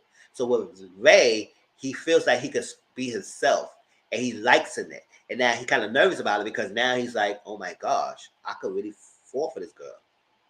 Normally, I don't like shows like this because y'all making this sound very interesting.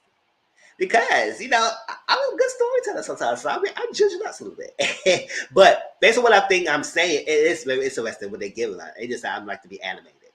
Normally, don't like shows like that. It's like that, and that's that. What else am I saying? Now, Lauren was talking to Kobe a lot, and Lauren and Kobe connected really well. And because he was calm, yes, it is an interesting show. Don't get me wrong. It was very interesting. And we had a lot to hear. It's a lot to talk about. I could have a whole separate video about Ultimatum myself. But I decided to link it in there because, sometimes we don't have the time. And, other shows are coming out.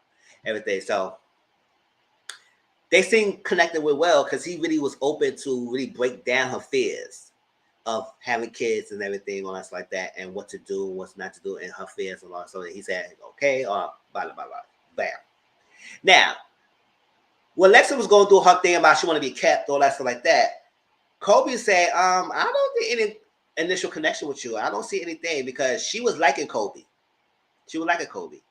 And to the next day, he curved her and turned her down. He said, I don't think anything further. I don't think I can see myself marrying you and all that stuff like that. And we don't got the vibe. We're not good for each other. So, baby, when he said that, she said, oh, really? Oh, okay. So she took that as me he was being rude to her. And this is that. So I don't know how you get that information, how you got to that. And you wasn't really clear. This was I said, girl, he basically said you're not connected. She said, why? And all that stuff like that. craziness. And he just said, y'all just not compatible.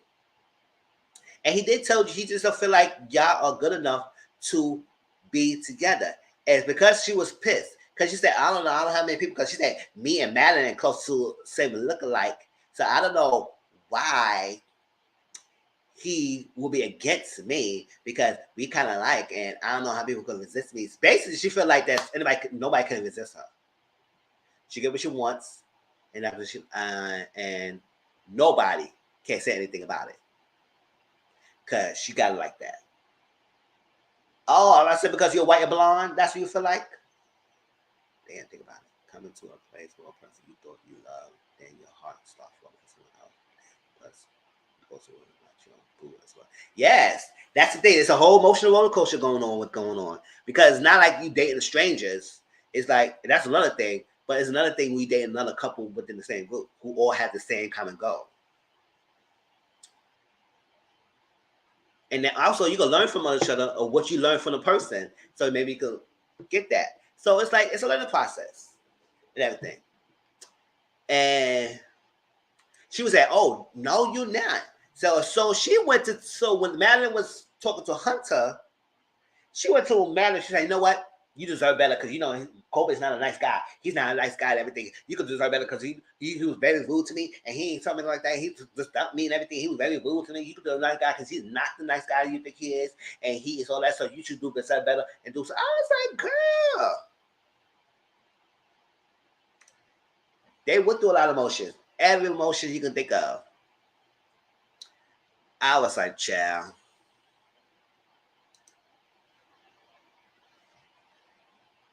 Everything. So people connected and all that stuff like that. Yada yada yada business.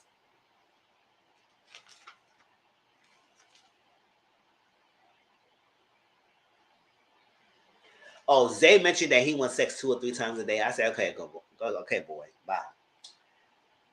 It might be cute and all for some people. You gotta leave some room for mysterious man. You gotta leave some room for wanting more. You gotta leave some room. Have some breaks in between days, like 2 or 3 times a day. So, can you give anything else but your D? That's what I'm saying. But oh well, whatever. Oh yeah, when Madeline was talking to Randall, child, that girl would bashing her man Kobe to left and right. She was bashing him. I don't remember the details, but she was like, "Oh yeah, Kobe don't do this for me. He don't do all that for me. And I don't like that he doing all that stuff. And all that crazy. And he was so all I don't care. He don't give me my shit. And I'm like, he don't give me my. I was like, oh, chill, girl. Nobody asked you. And you know what crazy? He didn't ask no question about Kobe. She just went off the tangent about her man. I said, how you giving the man just bash him like that? Told him like, I was like, child, that was something else.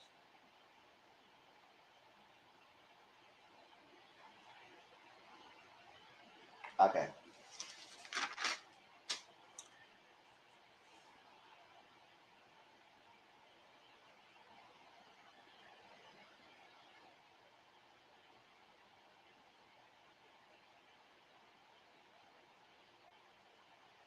Oh, so Shanique have very strict roles of what she wants, and I see that from her. She have specificity of what she wants and how she wants it, and we can't do with that.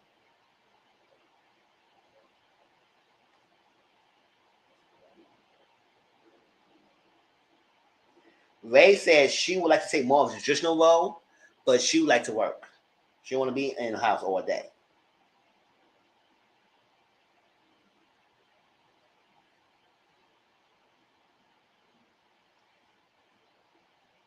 And Madeline says she's initiated. She likes to initiate sex with Kobe and stuff like that. All that. All right, y'all. And April was acting very selfish.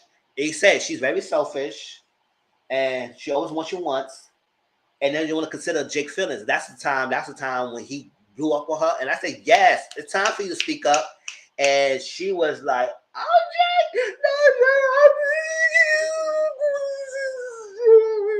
and I was like, oh no, he put it on her. I said, yes, because you need to speak up because she was acting like she was God given earth, and you do great by her.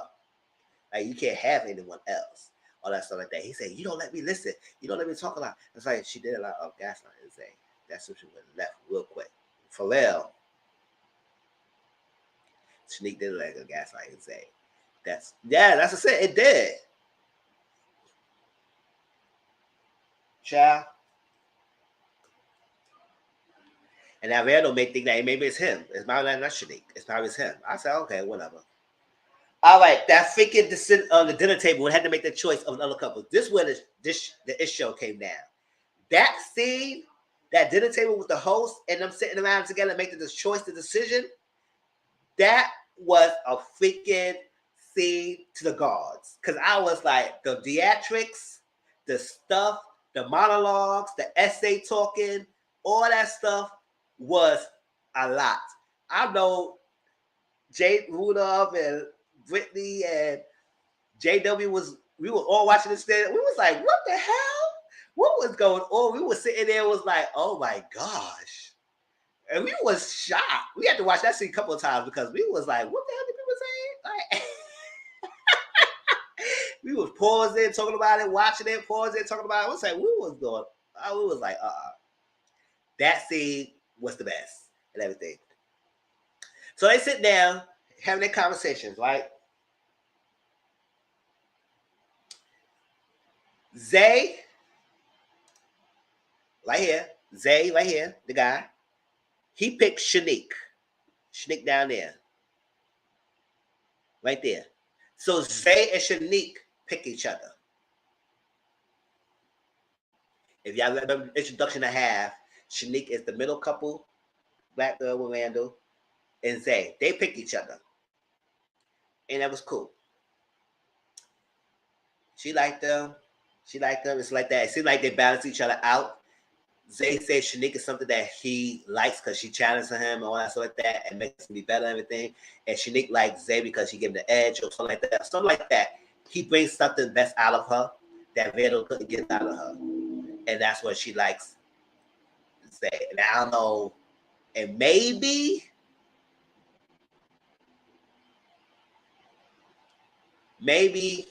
something else goes on that explains the sexual tension because she is trying to play hard to get in the beginning, which is fine. I don't think none of you actually had sex in a 3-week process. You just met the person.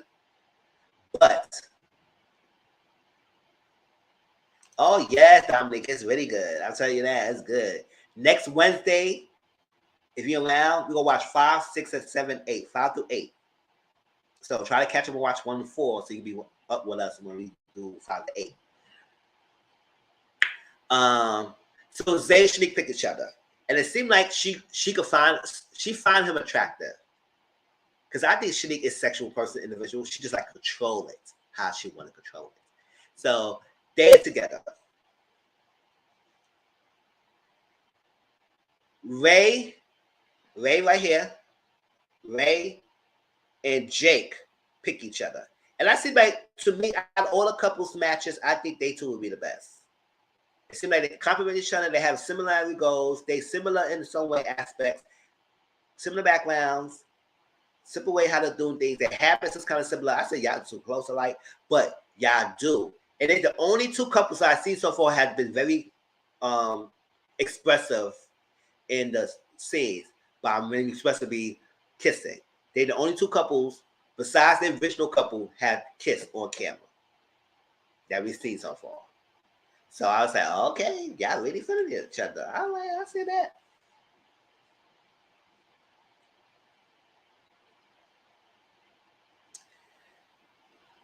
Madeline, on the other hand, and I made people laugh because I was like, listen, Vanessa and Nick, what y'all listen to what Madeline would talk about? Madeline sat there at that table. She said, yes, I like Randall this and Randall that. And I don't care about Randall because I have a connection with them, but it's Randall this and Randall that and Randall this and Randall that and Randall. So obviously, y'all, who do better they want, y'all? So Vanessa said, are you ready to make your choice? I said, girl, would you just listen to what the hell she just said? She mentioned no other guys. So who else do you think she wanted? Vanessa, Lachey. Yeah, that's the whole. That was the premises of the show, Dominique. That they come in the show with an ultimatum with the combo, and they have a 3-week trial process with someone they chose. So it was another couple of the group.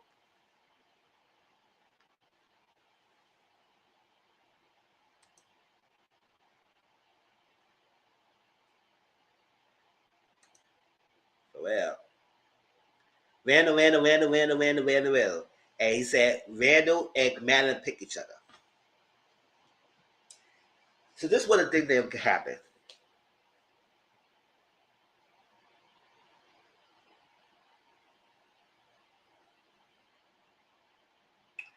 So April was about to talk, right? And she had a long speech. She said, I had connected with you because I had connected with you because I had connected with you because and she was talking, right? Now, I think Nate thought he had the bag with April, but flipped the script on her. And also, Nate thought he had a bag with Shanique. She flipped the script on him. So Nate felt the type of way because he's like, damn, 2 people say they really like me and they ain't want me now. Okay. So when April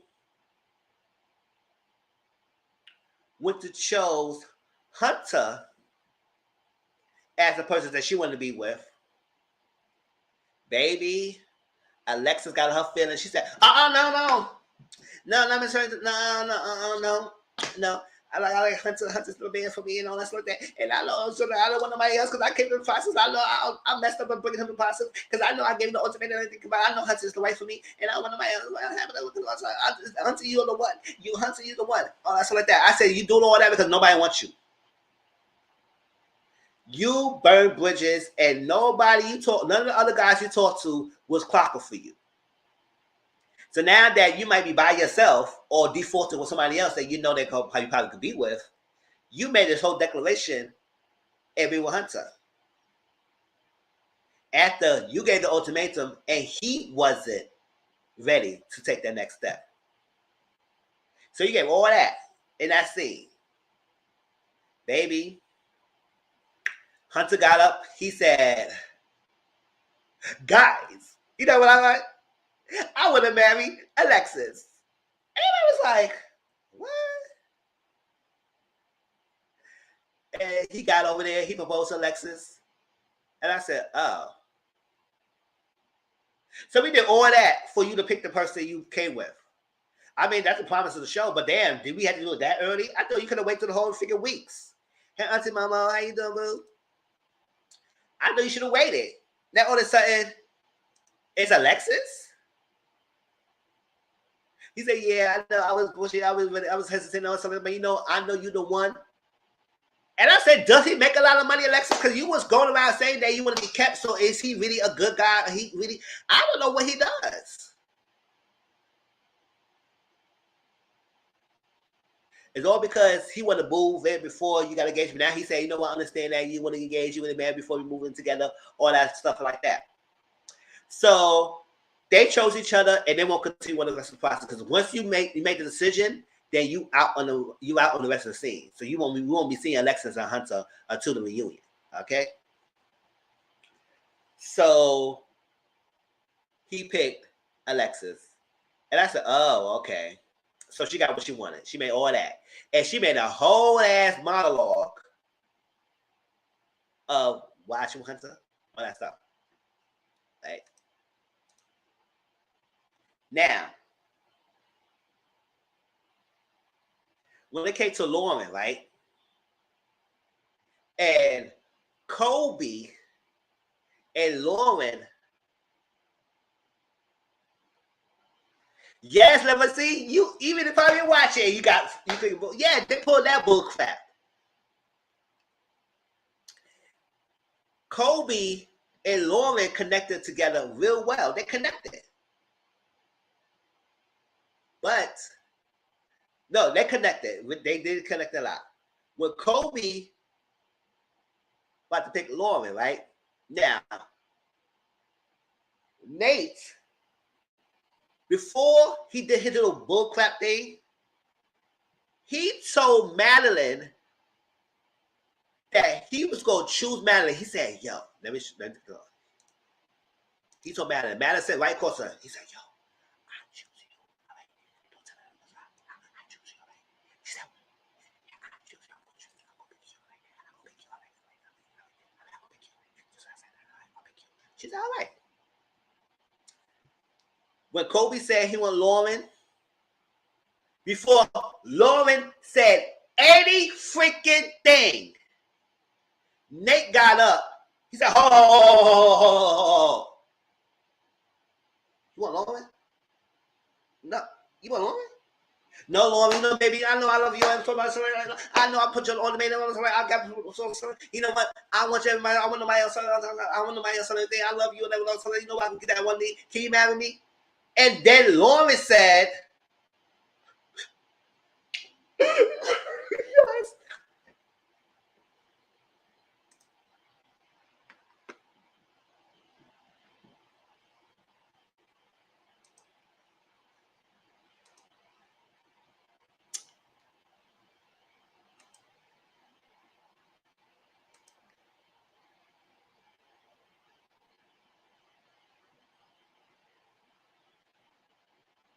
No, I ain't forget what I happened about to say yet next, y'all. I'm just giving a little pause for the dramatic effects.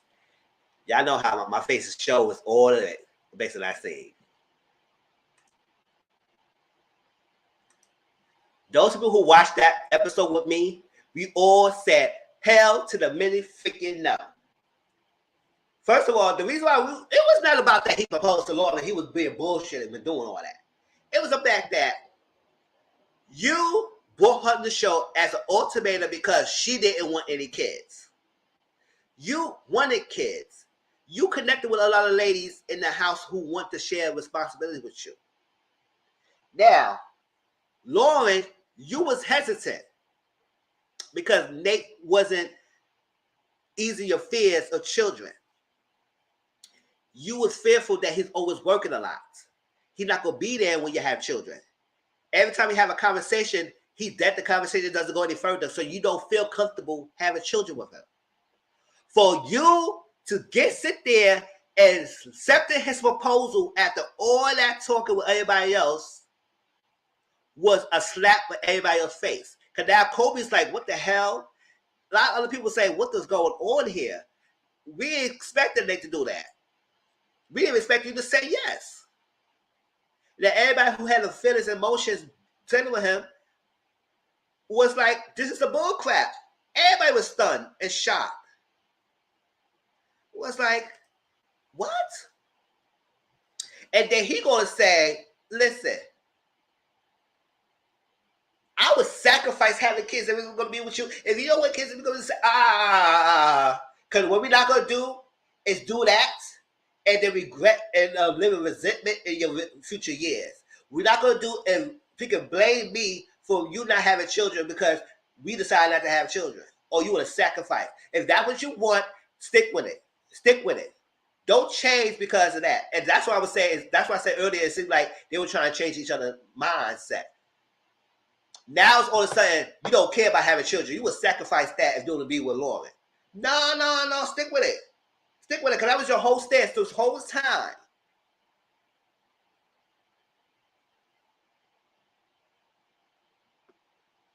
For real. Yeah, he said that. So everybody said, what was that? So Madeline was like, if I was with Madeline, I would say Madeline. I said, oh, hold up. Before you say yes, and he just told me he was with me. But she said that after the proposal, and she said yes.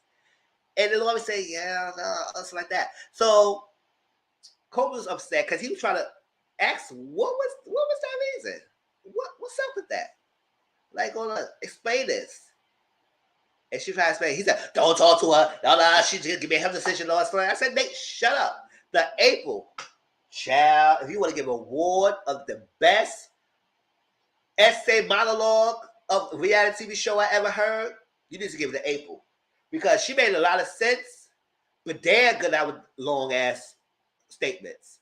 She said, we came to the party, and I knew Jake was the way for me. And I'm paraphrasing because I ain't gonna go through all. I ain't memorize all that she said. She said, "Yes, I know you the one, Drake. I know you my man for me. I know you the husband, and I want to, but I brought you to this process. And look at this. And I put to be open, and you was open, and you found a relationship for everybody else, and you made a relationship, and I had to accept that because I brought you to the process too. But what I'm not gonna do, because everybody's here, we all come in this situation, we all in a volunteer situation to come in this thing and process it and put all open and be all open and be in relationships and try to see the process, and then people like this put this bull crap and all that stuff.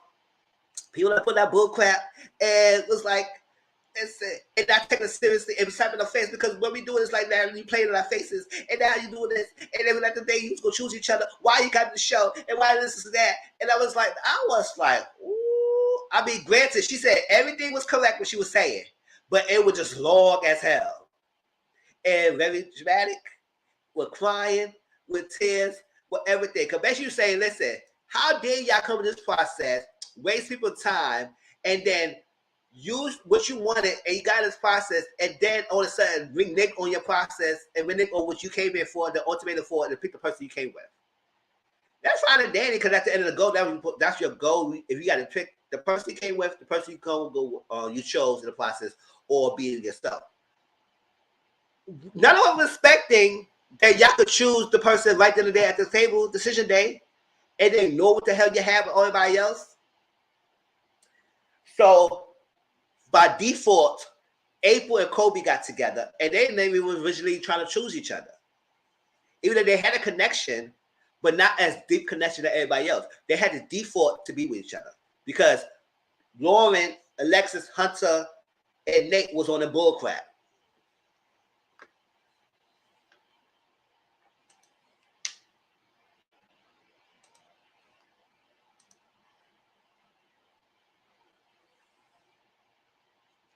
If y'all ain't watched the show, I hope my little dramatic stuff make y'all want to watch the show now, because it was something. It was something.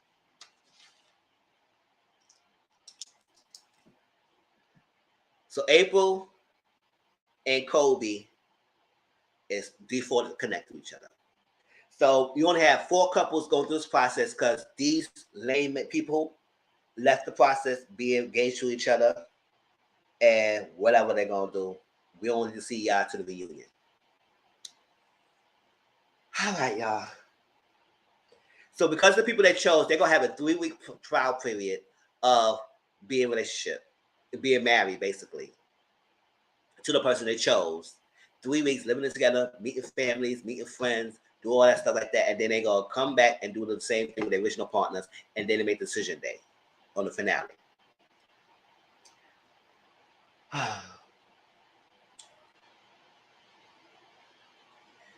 Ray and Jake really get along. They like each other. Jake met Ray's father. The father was a typical father, do all that stuff. And I was saying last night to some people who was watching with me, I was like, I'm not the one who like that, all that extra the parents give with their partner they choose, or the partner they give. I should understand that, but can we have a natural conversation with all that threat and that physical and all that stuff like that? I say y'all do the most. Y'all do the most. And me, like, I will be there and I will answer your questions, all that stuff like that. But then in my back of my mind, I'll be like, what do all that for? Don't act like the person you're doing something that important that they are better than me. Like, well, we're not gonna do that here. We're not gonna do that here. We both got to make sure we're good for each other, not just one-sided. Y'all do the most.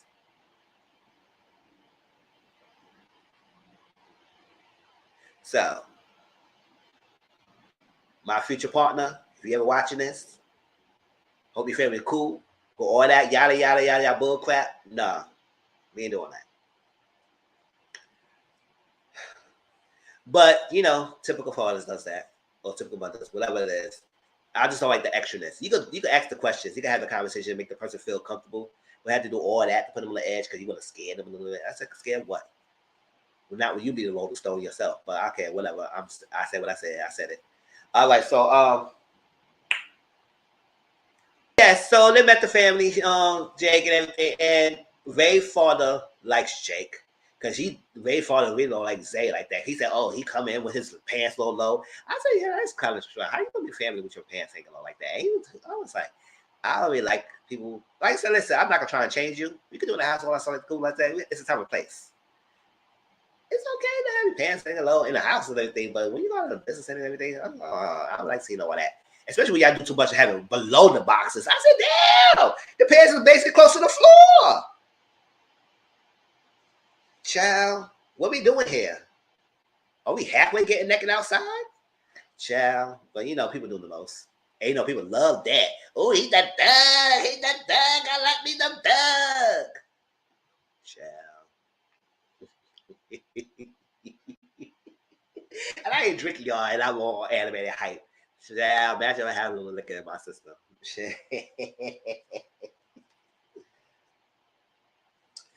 All right, y'all. So Madeline said she wants the physicality. Yes, we connect on an emotional level. Yes, we do all that, but she wants the D. She wants it. She's trying to rush it before it happens because it was the end of the week, 3-week process before they go to the next original couples, and she's trying to sample that before it happens. She's trying to sample. She's trying to sample. And I said, girl, calm down. All right. Zay and Shanique. I like Shanique family. When we saw Zay sit down with Shanique family made Zay feel comfortable. Even though Shanique explained the process to the family, and they would say, oh my gosh, the mother was like, oh, like, but she never shunned Zay. She never shunned him. She listened to what he said. They understand his background. They was like, oh my God. And then to turn to find out, they said, oh, you hungry, baby? You want some oxtails? All I said, oh, look good. They were trying to feed you, girl. Sit down and have all that conversation. And he did mention something about how he don't have a close relationship with his parents. To the point that his parents don't even call him, wish him happy birthday, none of that stuff. I was like, oh. That's messed up. And that's that. So we'll see how that goes. And Madeline Randall met her friends. It seemed like her friends looked like they would sample Randall themselves. I said, oh, calm your hot boxes down. What was doing? We were going to sample Randall here. And mind you, one of Madeline's friends freaked with Kobe before she introduced Kobe to Madeline. I said, so you got sex with the guy and they introduced him to me and now we dating? And now you don't really like Kobe because y'all don't really care for Kobe like that? And now you saw Randall and said, oh my gosh, he's oh man. I said, hot boxes, move away. Move away because y'all doing the most. Y'all look like you're going to try my man when I'm not watching, and we ain't having that. So, that's that. And the dinner table. Oh, this one I wanted to talk to y'all. Yeah, we get to love and marriage in a few. Don't worry. We get to love and marriage. They had a girls' night out and the guys' night out. And this one I want y'all opinions about. We will keep the girls for last because that was a whole little drama right there. The guys not out. So they was talking, right?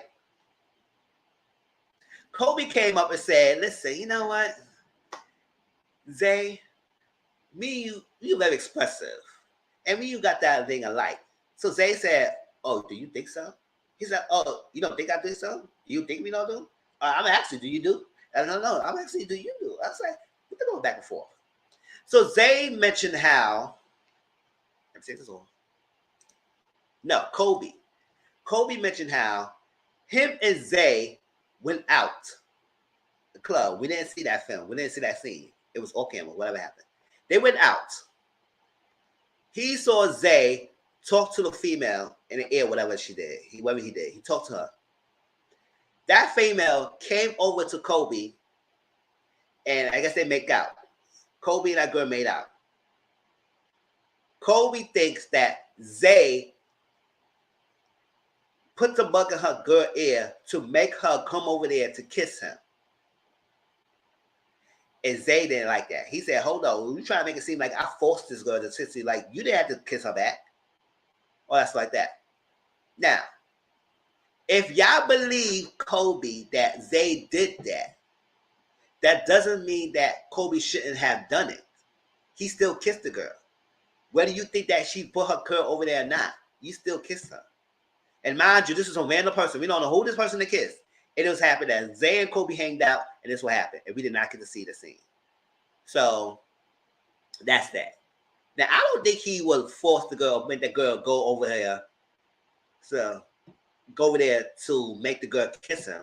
Who is she? Like, who is he? Remind me that he's a magician. He said, poof, kiss him.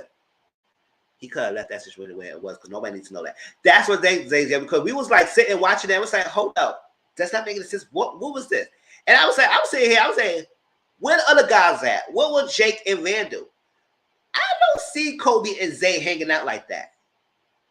Now, maybe I'll be a little judgy, but I don't see Kobe and Zay hanging out like that. And how come y'all only two hanging out and where the other two was at? So Jake and Vic Randall listened to the situation was like, what? What's going on? Now Zay is mad because he said, no, I ain't forced no girl to kiss you. You could have just rejected her and all that stuff like that. You know, a mind reader that was gonna let her do that. So I was like, child. So I would think, what y'all think? Y'all believe Zay? Y'all believe Kobe? Or whatever. Because I was like, hold up. Show the scene. Show what happened. Like, what we doing off the camera stuff and then y'all bring it on camera like come on now. So maybe we have to wait till freaking reunion to even find out what exactly really did happen. Child, that was stupid. So Zay and Jake talk. And Jake told Zay, like I said, I like Ray. And he's told Zay what Ray likes, what she does, what they talk about. And Jake basically said, let's see, you know what? I'm not letting her go because, like, I really do feel for her. And she makes me happy. It's like, I really do enjoy this process with this girl. Zay speaks to her like what Ray was lacking a little bit. And so they have a conversation. I like that the men was able to have a conversation with each other and not get all machismo and want to boss each other up, size each other up and want to fight. Besides, Zay wanted to look like he was going to punch thing, but he got up his seat and change seat with Randall, so he won't get physical. Which I like that. I said, if you know you're gonna get physical, move yourself away from the situation. And he got up and he walked out. But I like they had a sit-down conversation. Even though they would talk about each other, girls and like that, I like that sit down and express their feelings and emotions. And it's like, listen, this is what's going on. Either you step your P game up, or do better. Because you get your chance. And once you get your chance, you're going to realize what I'm talking about. So that's that. Now the ladies. Ciao.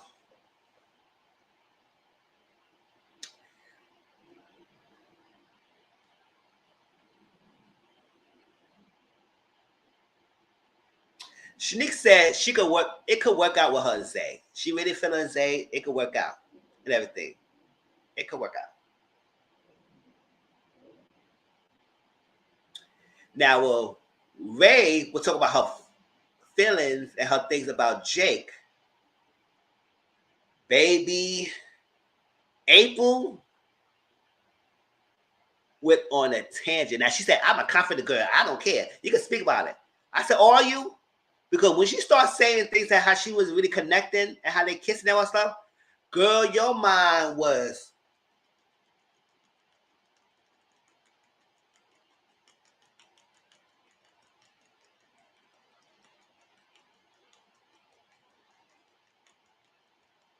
I do that for a reason, y'all, because that's what she was doing. She was talking and talking and talking and talking about a lot of things. Basically, was like, yes, that he don't know from me and all that stuff like that. I ain't taking for granted and all that stuff like that. He made me feel all that stuff.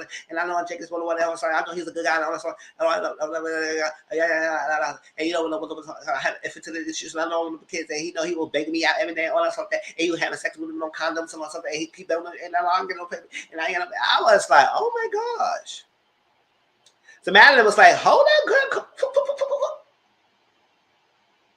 Girl, calm down. The reason why you and Jake having issues because you talk too damn much. Shut up sometime and let him listen. That's like that. And she said, are you a beautiful woman? She said, oh, thank you. She said, that's the only compliment you're going to get. I was like, she said, that's the only compliment you're going to get, girl. Because you ain't getting nothing else from me. And she said, oh, and then Madeline would be, this is how Madeline flip flop. She said, Madeline was like, oh, yes, you and Jake will be good and everything, girl. I'm going to help for your relationship. Also, that's fine. Also, now, all that stuff that April was talking, Zay was like, oh my God. Even Shanique was looking at April was like, what? And Madeline was drunken as hell. She was like, oh my gosh. Zay was talking about her things about Jake or something like that. And the Madeline sitting here, she said, you and Jake would be a good couple right now. So I was like, man, how you flip flop like that? 2 seconds ago, you just said they was good, and that was something him was good. I would say, Madeline, you was a drunk fool. You can be trusted. I was laughing, and Brittany Love could tell you I was laughing so hard last night because I was like, how she flip like that? All that stuff. And this when Madeline lost me. This girl was talking about Randall, right? Mind you, even though she had honesty, but she was very disrespectful. So far, everybody who speak about their relationship with the other couple was respectful and honest, so the other person could receive the receive what they're saying and what they're talking about, and realize they say, "Okay, I got you," and not being offended. Madeline, on the other hand, on top of the alcohol and being rude, that girl was on one. Now, what she was saying, granted, but you was being rude with it. That made Shanique feel type of way. That Shanique had to get up and lead this conversation before she had to go, girl, like that. Because you would say, oh, yes, Miss Randall, everything, maybe had a good time or something like that. And I like that. And I feel his thing and all that stuff. And we had this connection. And so I'm just letting you know, Randall's for me. And I like Randall. And I also like that. Randall was something like that. We had a good connection. And I feel him and everything. And he got a boner. And I took his boner and everything. And we did. He makes sure he does it. He's very intentional for what he does. He's very intentional and everything. Because I remember one time he gripped over and grabbed my hand and all that stuff like that. And Shanique said, "Oh, he doesn't do that to me because maybe because you don't make him feel like he could do that to you." I mean, side note, but he's doing that. And you know what he did? He makes sure he kissed me off the camera. He kissed me off camera. I said, "Girl, did she know all that?" And she said, "Why you mad though? Can you know you're mad? Cause that's the reality. I let you know. Cause let me get up. Cause I gotta find Landon so he could kiss me off the camera." And I said, "Oh, you know what? You do the most, girl. You do the most. You doing the most. And if she snaps you, don't say nothing. Because now you'll be very rude. I was with you when you was getting April together and her drunkenness. But when you was going over that tangent with Randall and trying to deliberately throw in a freaking Shanique face about her man, about how he was kissing the tissue, trying to kiss in the tissue, like, do we deal with that? And if it happened on camera, why did you bring it on camera? Yeah, Shanique said you need to watch her. Somebody watch this girl because it seems like she about to look like want to put her pee on her freaking man, and she ain't having that. Watch this drunk behind before she get ran into trouble. Watch her because if you don't watch her, I'm getting her because it seems like the way how she act, like she want that sex so bad. Randall, you better not give in. Say down. Watch that girl and be in her same room watching it. No doors locked up in here. Open that door. Child. But that was Ultimatum, y'all. I know I talk a lot. I know I say, damn. But well, it's not much to love and marriage to talk about, so we get to marriage. All right, that was Ultimatum. So you got any last little thoughts about it? Next week, Wednesday, or probably Thursday, probably Wednesday, most likely Wednesday. We're going to watch 5, 6, 7, and 8. Okay, y'all? So if you didn't watch it yet, catch up so you can be able to watch it with me on the watch along. You know that we know next Sunday we're going to talk about 5 through 8. All right, let's go.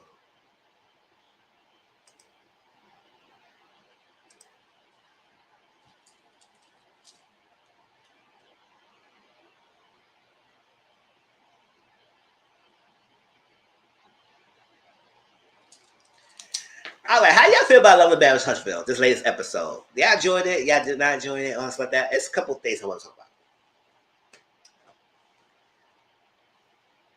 Melanie gave us a little bit more details about the thing what happened about the book signing. She didn't bring the kids to the book signing. Long story short, Martell informed her. He didn't even ask her. He informed her 1 or 2 days before the signing. Oh, well, I can't wait for the rest of the thing. Oh, well, I'm hooked. I'm ready.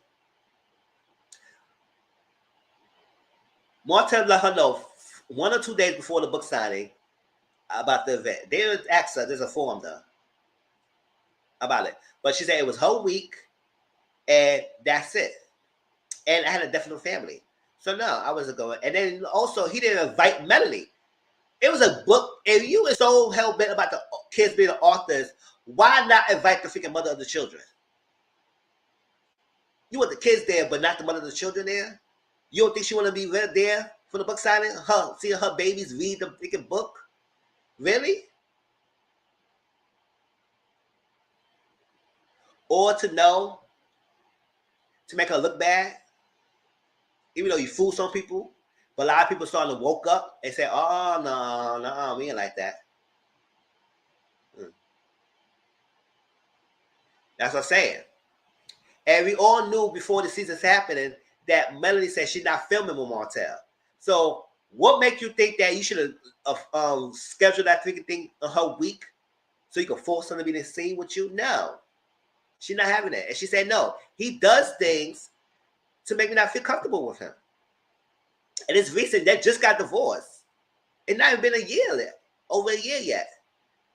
And he keep doing things. So no, I need to keep my boundaries. If he know he could break this time, he could consider breaking it. And I say, there you go. That's it. He knows he's trying to get her. And that's that. And I tweeted, I said, I don't care. Let me know 2 or 3 days before my day, before the weekend when I have plans. It's not enough time. Either you schedule it through your time or talk to me way in advance so we can switch weeks. You didn't do none of that. And you're trying to make Melanie the bad one? No. For real. Manager said you was messed up by doing that. You should have scheduled during your time you had the kids. And you should have invited her family. Because none of her family was there. You didn't invite me, none of my family, but you wanted my kids there, and you wanted me to bring the kids there. No, boy, bye, boom, boom, boom, bam. Bam, get out of here. Now, Tiffany spoke more about her relationship, her last marriage. Basically, Tiffany said she wanted more. She wanted a certain lifestyle. She wanted more money, even though this guy loved her unconditionally, loved her and her kid unconditionally. Worked his ass off to provide a good life, but it wasn't enough. So she didn't cherish that. And now that he passed away, also like that, now she realized that he was her love life. She was her love.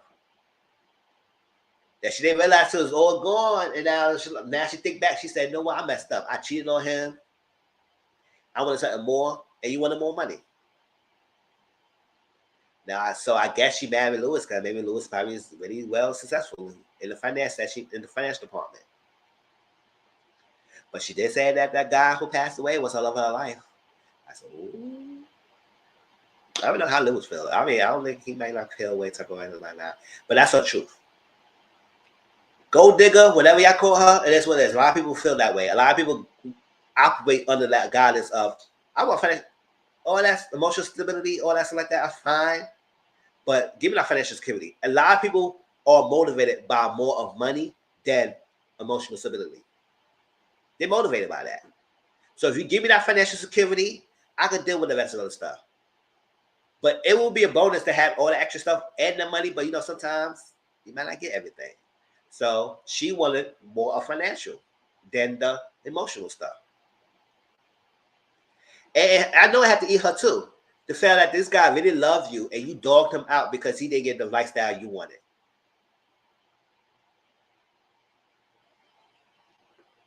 And that was her soulmate. Yeah, she said that was her soulmate. Her soulmate that you took advantage of. And not to the point that you took advantage of his kindness. And cheated on him because he didn't have the money. And I said, listen, I'm not knocking nobody who want to use money as their motivating factor of being in a relationship. That's what you want. Pick someone who has that lifestyle. Don't pick someone that you know you're not going to treat well because they're not giving you the money. Because your own hormone focus was the money aspects, despite all the stuff he did for her. I said, okay. Y'all want a transparency, so Tiffany give you a transparency. I mean, she opened it up more now. I said, gosh. I was like, damn, Tiffany. I said, okay, girl. Some of us waiting at home, wanting like, oh, I want a man. I want somebody to love me. I want a man. I want this. I want that. I want a man. And we can't get that. And for you to get somebody who love you and then you dog them out because you want the money. That's what I'm saying. Yes, you don't mistreat your soulmate. Now she realized in hindsight that he was a great man. And you didn't need all that. But that was your motivation. So,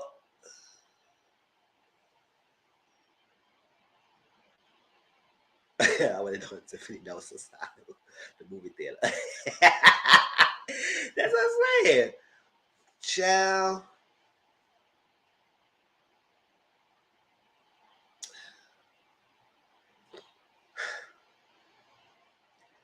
I would say, hey, we got Tiffany Truth. And everybody was like, oh my gosh, Tiffany, you really did that? I said, listen, that's her truth. And to be honest, a lot of people operate on the same consumption. No matter how well you treat them, if you're not financial, you don't give them lifestyle they want, they're not going to rock with you. It's hard to learn the truth, but so I was like, damn, Tiffany, but I'm saying, hell, that's what it is. Now, this Kimmy and Tisha thing, I was like, I don't know, maybe y'all think differently, but I was not here for Kimmy, that BP and PP. I was not here for that. You stand, we all understand what you said and what you meant at the reunion. For you to get in this scene and BP and PP, that whole situation made it seem like that was a generalized statement, and you would never wash your hands away for Tisha. Girl, bye. You wanted Tisha in a good graces with you so you could tell her what happened at the mail party.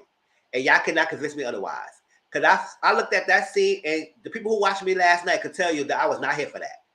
Don't tell me that was what your intention was because it was generalized. No. If it's somebody I don't care about, not doing it, I wash your hands off. No, you remember you said if Tisha was not related to you by marriage, you would not be rocking with her because you and her personality do not mesh. And that's what it was. You would not be here for it.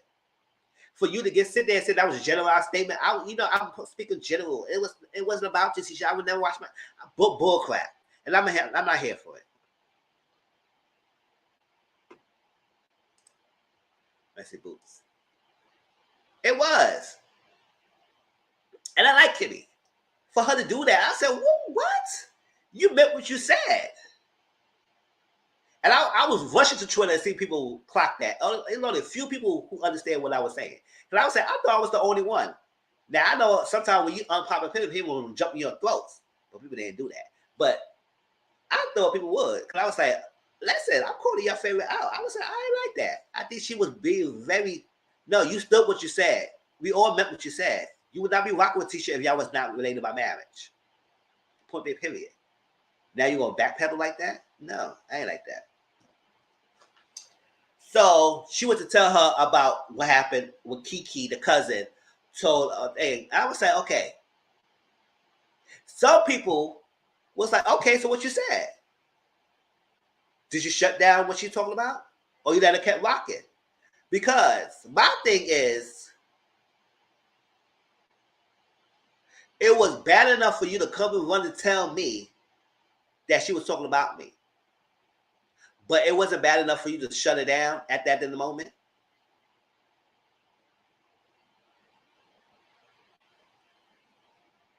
Am I thinking only delusional by saying that? Because some people rock without the same mindset. If you in a situation when I'm not there, and something was talking bad about me, and I'm not there, and you don't shut it down, and you kept having, but you wanted to tell me what was. And a teacher, I said, you simpleton, that's DT. You know, because that's Tisha. Why ain't ask Kimmy what the hell was said? What was said about me? Granted, Kiki should have said nothing. I would say, no, ain't no bacon, no ham, no turkey, no cheese, no macaroni cheese, no yams, no turkey legs. I'm not saying nothing with the food at all. The food is good. I'm eating my food.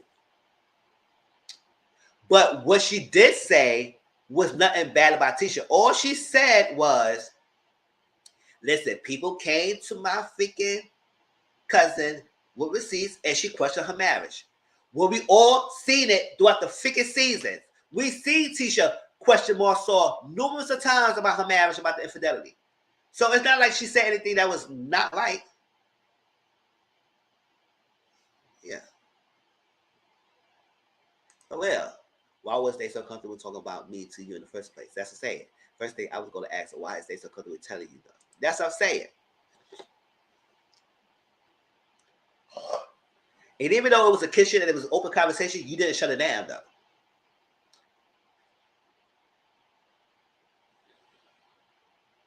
That's what Kiki said.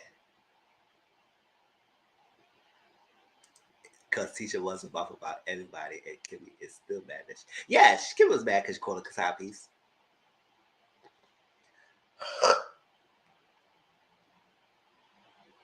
So Kiki said something? No.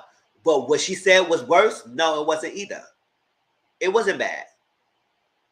And now when Tisha watched the scene back, hope she realized that what Kiki said wasn't that bad. You questioned your marriage a couple times on television. We seen it. You just did it last week. Oh, it was laughable. It was laughable. And I'm also, did you read that part with Martell? Although it was laughable, huh? You just questioned Marceau this last week. So what Kiki said was wrong? No, you just did it. Just last week, we all saw it. So no, it was not bad. So Maurice Lewis and Marceau talk, and basically Maurice and Marceau were trying to beat Lewis down to the ground to get him to understand what they were trying to get at. And it was not stopping until he understand and until he faltered. Basically, that's how I got the whole thing. They wanted him to understand his side and not agree to disagree situation. Even though I understand both sides. Yes, if you knew and you don't know me, because Lewis made it seem like he knew them, and they said, no, it was only a high-by situation. You didn't never sit down with me. And Lewis said, you know what, yeah. I said, oh, Lewis, you trying to make it seem like it was more than that. I said, oh, boy. Why are you trying to make it seem like that? You know what? No, it was a high-by situation for years. Yes, they try to make her look bad. And I understand, yes, if I know you, you don't have the right to say anything about marriage. But that thing is, Marceau, Lewis said, right, you can't talk about other people's marriages yourself, no matter you have the right or not. If you can't talk about their marriage, if they can't talk about your marriage, you can't talk about them. Point blank, period. And I don't care how long you've been married, 10, 15, 20, 25, 30, 35, 40, 45, 50. I don't care how long you've been married. If I ask for you, don't speak on it.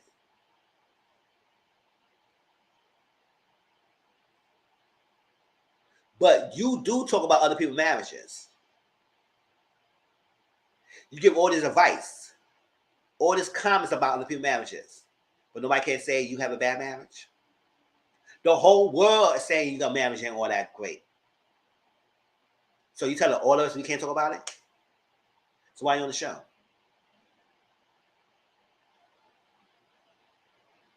So if I can't say nothing, you can't say nothing. So Lewis apologized, and Maurice made Marceau apologize for his act because you was doing the most too. He said, you know what? Yes, I was doing the most. Yeah, I apologize. Move on.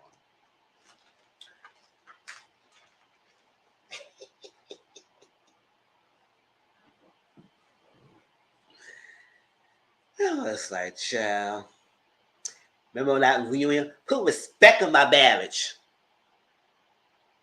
Teletubby, no, we're not doing that. But oh well, you respect other people's marriages, then people respect yours. Point blank, period. Y'all will go around laughing and talk about other people's stuff. But when it comes to y'all people will just shut up and be quiet. I like Martell went to talk to Montanto, his publicist, his manager, about setting up about the book. He had a book, cookbook, the wine. Make it seem like he's all this. He doing all his accomplishments. Oh, Martell, you did all this? Yes. All that. And it's supposed to be an event. And she said, oh, don't try not to be no messing up in here. No picture line. Something like, leave that to the birds. No, leave that. We ain't having that. He said, okay, cool. And then she gonna come on and she said, oh, you gonna be any linebackers? I said, girl, you just said, bring no, this not a laughing moment. Montanto, we ain't having that. We're not having that, Montanto.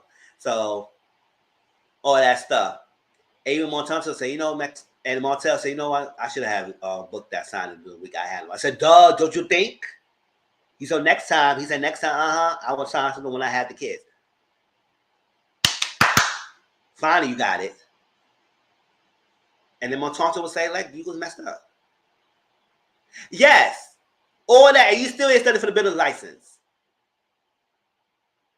All this time, we thinking that you and Mel was all that. And then for him to find out, you was building stuff under Mel's license because y'all was married. So it was okay.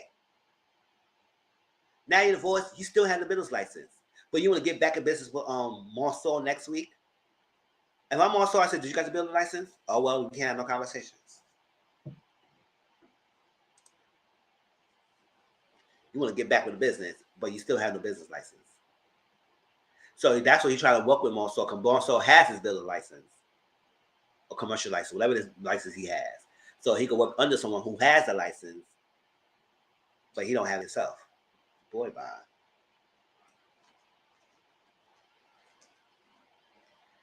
So Montanto is trying to clear up his image, basically. She working overtime trying to clear up his image. I said, we'll see what that happens. Okay, whatever. But she did call him out on his book. He said, no, what you doing the most? Maybe you shouldn't have done that. You shouldn't have scheduled it this way. Next time we got to do something better. Get it one way. She can't trust you if you're not respecting the honor of the conditions of your marriage. He's all, yeah, you lie. Yeah. Y'all know the next scene I'm about to talk about, right? And I told y'all the first episode, I was not here for her. I know a lot of people on Twitter was liking Stormy, but I was not here for her. And I'm still not here for her. And I don't care what nobody say. And I said it. I said, I'm not here for that girl. She coming in as she doing the same thing that Tiffany did last season. We established that.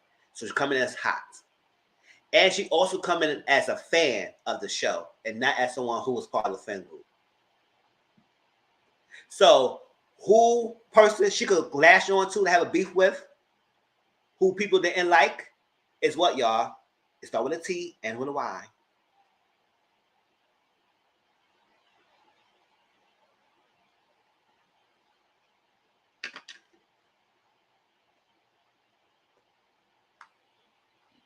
Tiffany is seeing herself in this situation as she is wrong, and Destiny can go, and Mel is wrong. It's Tiffany.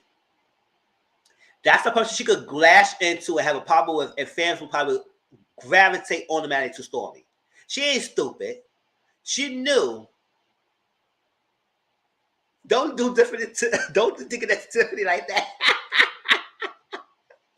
Stormy knew that coming after Tiffany will get her brownie points. And based on what I heard, that people saying that Stormy shouldn't have gotten the show because Stormy business was really well and she's very successful. And they realized that her getting on the show didn't do her any good favor. So hopefully that's not any true, but that's what people saying. People say that she shouldn't have gotten the show. But whatever. So Stormy got there, that's set, not like a Tiffany.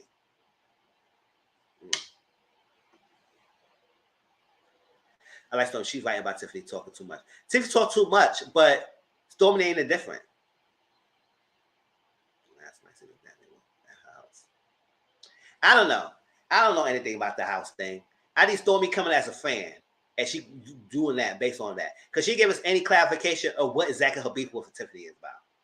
Or because, she ain't doing that transparency, she ain't know all that. She came in as a fan of the show. So I don't like Stormy. I really don't. First of all, she's trying to mind her business when she came in on trumpet. What y'all talking about? What y'all talking about? And when Tiffany shut her down, and she was like, "Oh." So she said, "Oh, I would say the ignorant statement." I said it could be messy, smart, but I stand by what I said. If you ain't mind your business, you wouldn't have got no freaking shady stuff come out your way. It's point game, fair game, and you could say something back to Tiffany too. It was for a fair game. Obviously, you held bit and like her, so whatever. So she said, "Nah, I wasn't being feisty. It was passionate." No, you're feisty. Yeah. Yeah. I really don't like Tiffany like that either. Cause how she come off last week. But she is opening up and she's not really that bad person. She just came messy and I didn't like how messy she came when about talk about some child. And I'm still don't like that. I'm still mad about that. So, but I'm I'm not basing Stormy based how she come out Tiffany. I'm basing Stormy on how she is individually, and I just don't like how she coming on because the reason how we didn't like Tiffany how she came across, to Stormy doing the same thing, and it's not coming across authentic. You coming across as a fan who know who could go to because you know people go automatically like you because you coming at the person people hate it. Doesn't remind you about something else? We're on the show, but I'm not gonna talk about that. So I'm okay, but my jury is still up with Stormy. I mean, I'm not liking what she presented so far. Now, yes, I don't think Tiffany was talking that long, but it made it seem like she was talking another day. She said, "Oh, girl, I told you like 5 seconds ago." I would say if I was Tiffany, I was like, "Okay, girl." And then she's opened something. I was like, "Hold up."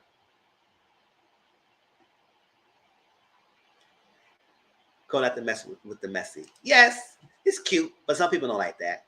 So if y'all like it Stormy, well, she came in, then you should like Tiffany. Because they came in both the same way.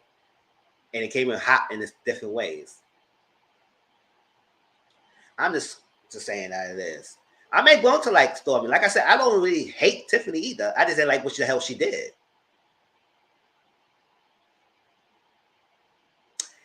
And Destiny came hot like herself. Every new person coming in came in with some messiness. And then people have to start liking her. Because Destiny was the one. Remember how we all didn't like Destiny, how she came about the chicken man? No, that's what I'm saying. Yes, they both came in messy. Tiffany came in by the child. I understand that. But I'm not like a story because she coming an adult. But her part was not. We don't see any issue that she had a beef with Tiffany. She coming as a fan. So if you want to call a person out, what's the back history? We need to know why you don't like Tiffany. Unless y'all can tell me why she don't like Tiffany and what's she going on. Because she's had something snippet, but we ain't getting much about it. So yes, she called out an adult, but I don't like how she going about it either. So what Tiffany did that snappy moment last time, I was here for it. Cause girl, don't mind my business. Because I don't think she really have an issue with Tiffany. That's my opinion.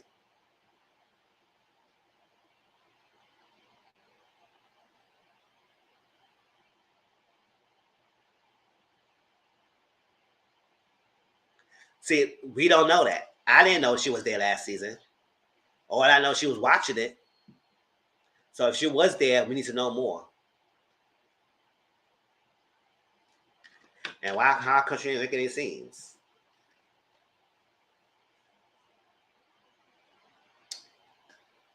Like I say, we need some more background story between Stormy and Tiffany and see why she come across like that. Because if she that, I want her. If she gonna do that, I want her to call everybody else out. Cause everybody's in this season is being messy as well. You'll call out Tiffany, call out everybody else.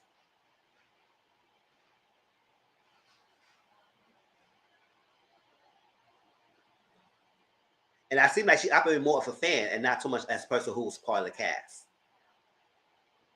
And go in like you go in like everybody else. I will see. Like I said, my mind might change. Mel filmed my house and she was around. They did the same thing to Sharice on Launch Me. They said that like the first episode, Mel filmed my house. Okay, yeah, I remember they said she was around, but what it said. But Sharice's not part of the cast. Yeah. Sharice's around, but us left. But she's still part of the cast. So at the end of the day, we still going to focus on the cast. So if she was around, that's good. But I'm just judging her based on how she come off now. Until we get in more story, because I don't seem like why Tiffany other people. Okay. And we squashing that.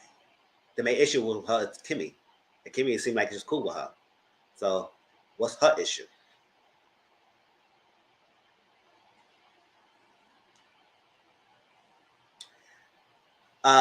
So I'm not here for this girl. And then all that. And then she's open up about something about what was the thing?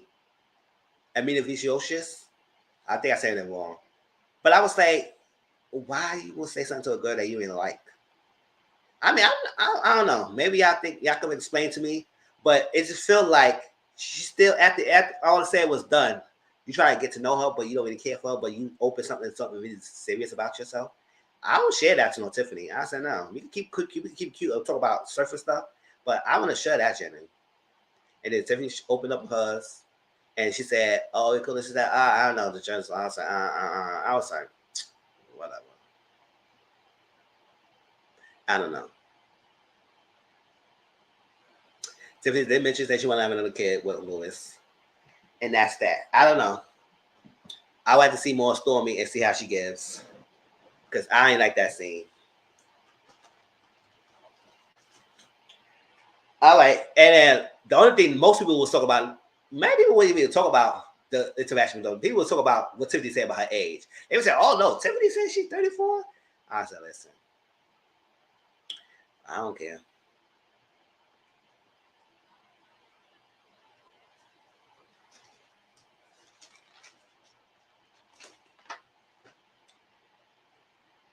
Tisha and Kiki. Tisha called herself checking Jalen and the rest of them. I said, leave that man alone. And I still ain't seen that freaking train a manager that you're supposed to hire for him to get trained under. Where's the manager at? We still ain't see him yet. Or her. Where's the manager? Where's the manager? Where's the manager, y'all?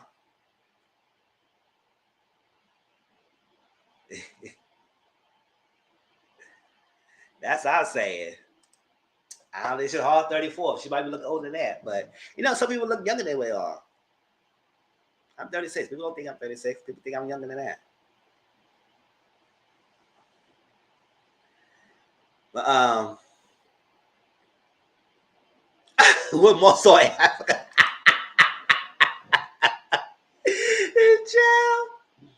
So she said, "What's your suit?" I like, come on. He could go home and change his outfit before the night shift come on. Whatever that happened, it was ready night. Maybe the next event, he will go get his suit on. He know he ain't stupid. He won your restaurant. He with no experience. He won your restaurant and doing successful. Cut him some slack and go about your business with Kiki. So she went to talk to Kiki, and she confronted Kiki. And Kiki said, "That's not what it was. I wasn't even talking about you like that." It's like that. And she said, "Oh, well, don't be talking about me in the business or something." She said, "Well, you shouldn't be talking about me and like that." Now, granted, this is the 4 years thing. Let me say. I say it's very hypocritical that Tisha will freaking confront her cousin by something that she does all the time. It must have wasn't the family. Tisha, you does the same thing. You bring stuff in the past, whether somebody apologizes or not, you keep bringing stuff out of the past. You keep bringing it. Your family did that last season, bringing stuff in the past. So you mad because she brought something up of an argument that you already apologized for 4 years ago? Granted, maybe yes, that could be petty, messy boost that Kiki would come on the show and try to do that because he used that as a segue to be messy herself. Yes, Kiki shouldn't have said nothing, but what Kiki said wasn't even that bad. Tisha, can you just ask her what the hell she said? You couldn't get it for Kimmy because Kimmy the one tell that to you. So can you ask her what she said? And now, that whole 4 years. Now, Tisha, you know you're guilty. Even though you did apologize, you still didn't try to talk accountability. if you apologize and took accountability, then what's the reason for you not to be taking accountability now? Because you said, "Oh no, we wasn't doing all that," and also, and then, "Oh yeah, I really apologize for you. Why you still with it?" I said, "So what is it? Did you didn't talk about it, or you did talk about it?" And you know, when she started raising her voice, you know, that's when teacher started getting back against the wall, and she knows she kind of try to lie herself out or dramatic herself out of it, because she know she's guilty. In that teacher fashion, she does that all the time. So, yes, it was going to use a few, but maybe she didn't. I mean, if you accept the apology, I said, why you accept the apology? Pick it up again. But you a teacher just like blood cousins. Y'all cousins for real, because teacher does the same thing. That's when people get upset with her. We say, God, we just patch this up. And you keep bringing it back up. And now you say you want to cut ties with your cousin Kiki. I said, all right, you cut ties. Cut the ties. Listen, yes. Cousin of mine or not, you should not be speaking about me in any capacity in any shape, way, or form of somebody who don't like me. Now, I want to know what's this information that Tisha told Melanie at that time. And Tisha said in a confession that she did tell Melanie some things about them because Kiki was coming to the house. She needs to inform and let Melanie know. I said, what do you need to tell her for? Why do you need to tell her? So for you to do all of that, Tisha, all that dramatics, we gonna cut ties. We gonna cut ties. Don't talk to me. Don't talk about me anymore. And so I said, get out and walk her ass right by the freaking front of the freaking restaurant and go on the phone. And call Kimmy. Kimmy said, what? I thought y'all was so cool. I thought it was not like that. You know, Kimmy was Huntsville.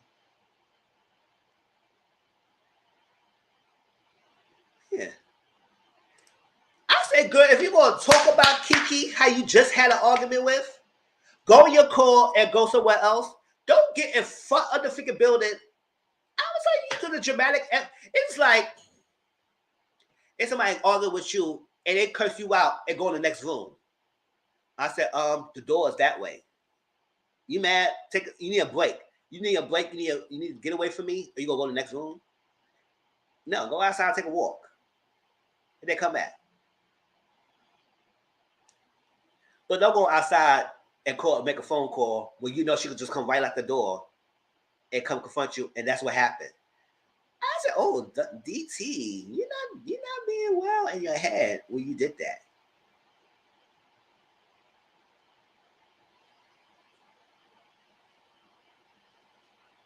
And I could have sworn this was the episode when they all were sitting there, the girl group sitting there together and was going about to fight. I could have sworn this was the episode, but I guess Carlos King gonna use that as a future focus point for have us keep watching until we anticipate into that scene.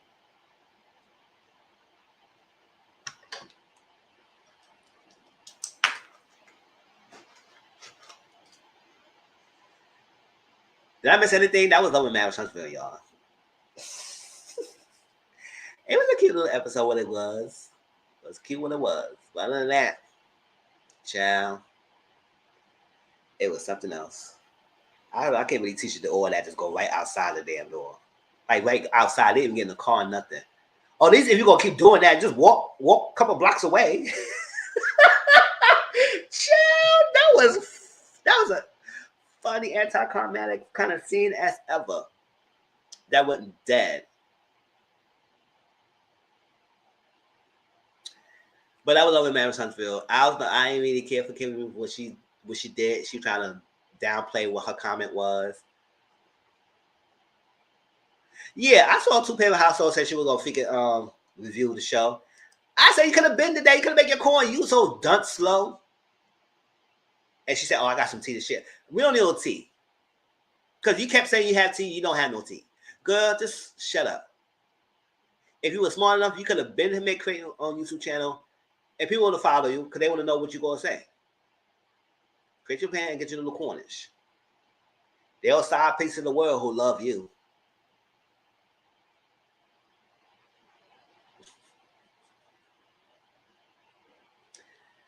Child. And then I saw a little video of Marcel and Tisha talking about how they were not told not to talk about it, and they didn't talk about it, and all that stuff like that, and craziness, and how me and Mel, all that stuff, we was cool, and all that. I was like, whatever.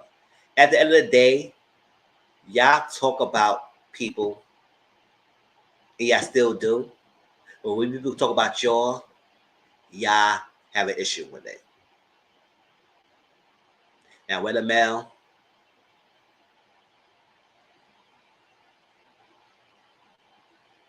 it's like, you have to do something, they ain't got no money. Well, you better do something, girl. Sure, you better do something. You better bring it because we need it. We need this money. You need to make a YouTube channel. That it's a Instagram, YouTube channel, because that Instagram is not doing it for you. Make your Cornish and do something. We got these bills to pay.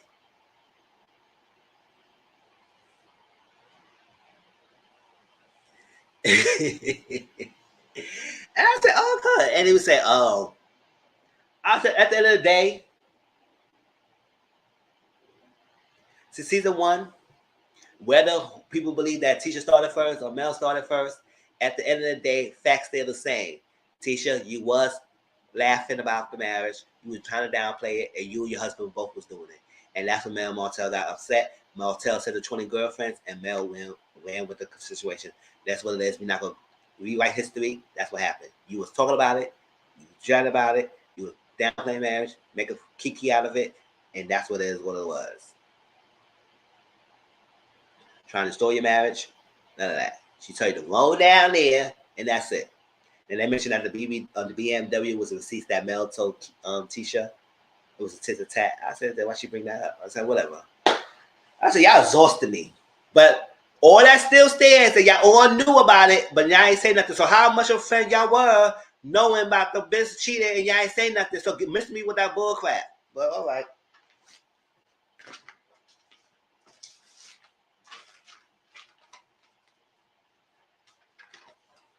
And y'all think she's dramatic. Mel has a reason to be how she acted with how y'all was in her freaking face. Well, whether you like Mel or not, you understand that. She had her flaws too, but we're not gonna knock what the hell happened. Y'all knew about it. Point blank period. Before the show happened. So, and we all found out the last reunion, y'all all knew about it. So that's why she's acting the way she is. She can't trust none of y'all. But that was Love and Marriage Huntsville, y'all. Please like the video, enjoy it. And welcome to Replay Game. If y'all enjoy this content, please like it and subscribe. Also, make your comments down below. Get active in the comment section because you know I like to respond and see what y'all saying. Next week, Sunday, we talk about the next episode of Love and Marriage Huntsville. Next episode, put a ring on it. And episode 5 or 8 of the Ultimatum. Please watch that so we can have more conversations about that, y'all. During the week, just a watch along, stuff like that. I may do one or two audio series. It depends on the topics that shows around social media. I may have some things to talk about later on. Tonight after the panel, we're gonna talk about we're gonna watch the next episode of Bad Boys. And then we can have a little brief conversation about Namil Plummer and what he had to say at Fox. So I just say you run your own brand. So if you promote the trashiness, that's what people are going to be tracking it, and that's what it is. But all right. So anything else? If you have anything else, I appreciate y'all coming in. Please follow on social media. YouTube, Mr. 14. Subscribe to the channel. Instagram, Mr. Grown. Twitter, Tom__Grown, and my Discord, Mr. 14. I'm active in each one of these segments. So y'all can't say y'all can't find me and talk to me about it. So like that. And tonight at the panel, catch me in Discord and do the Bad Boys episode. And that's it.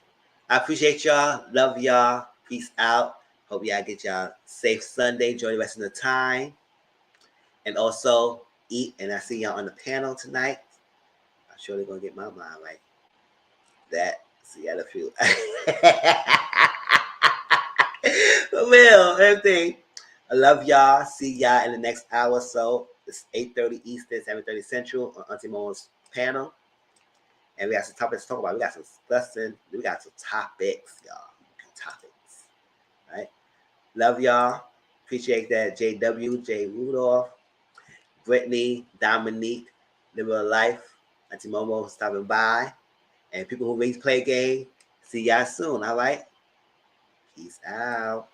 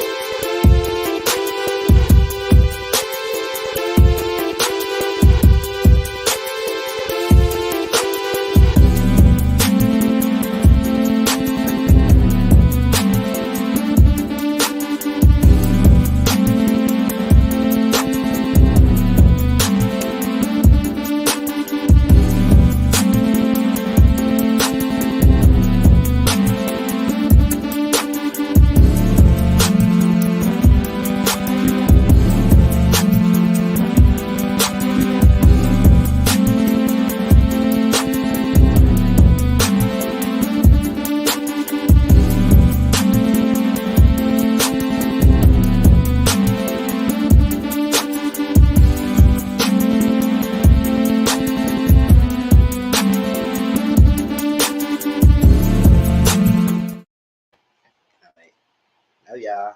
Peace out.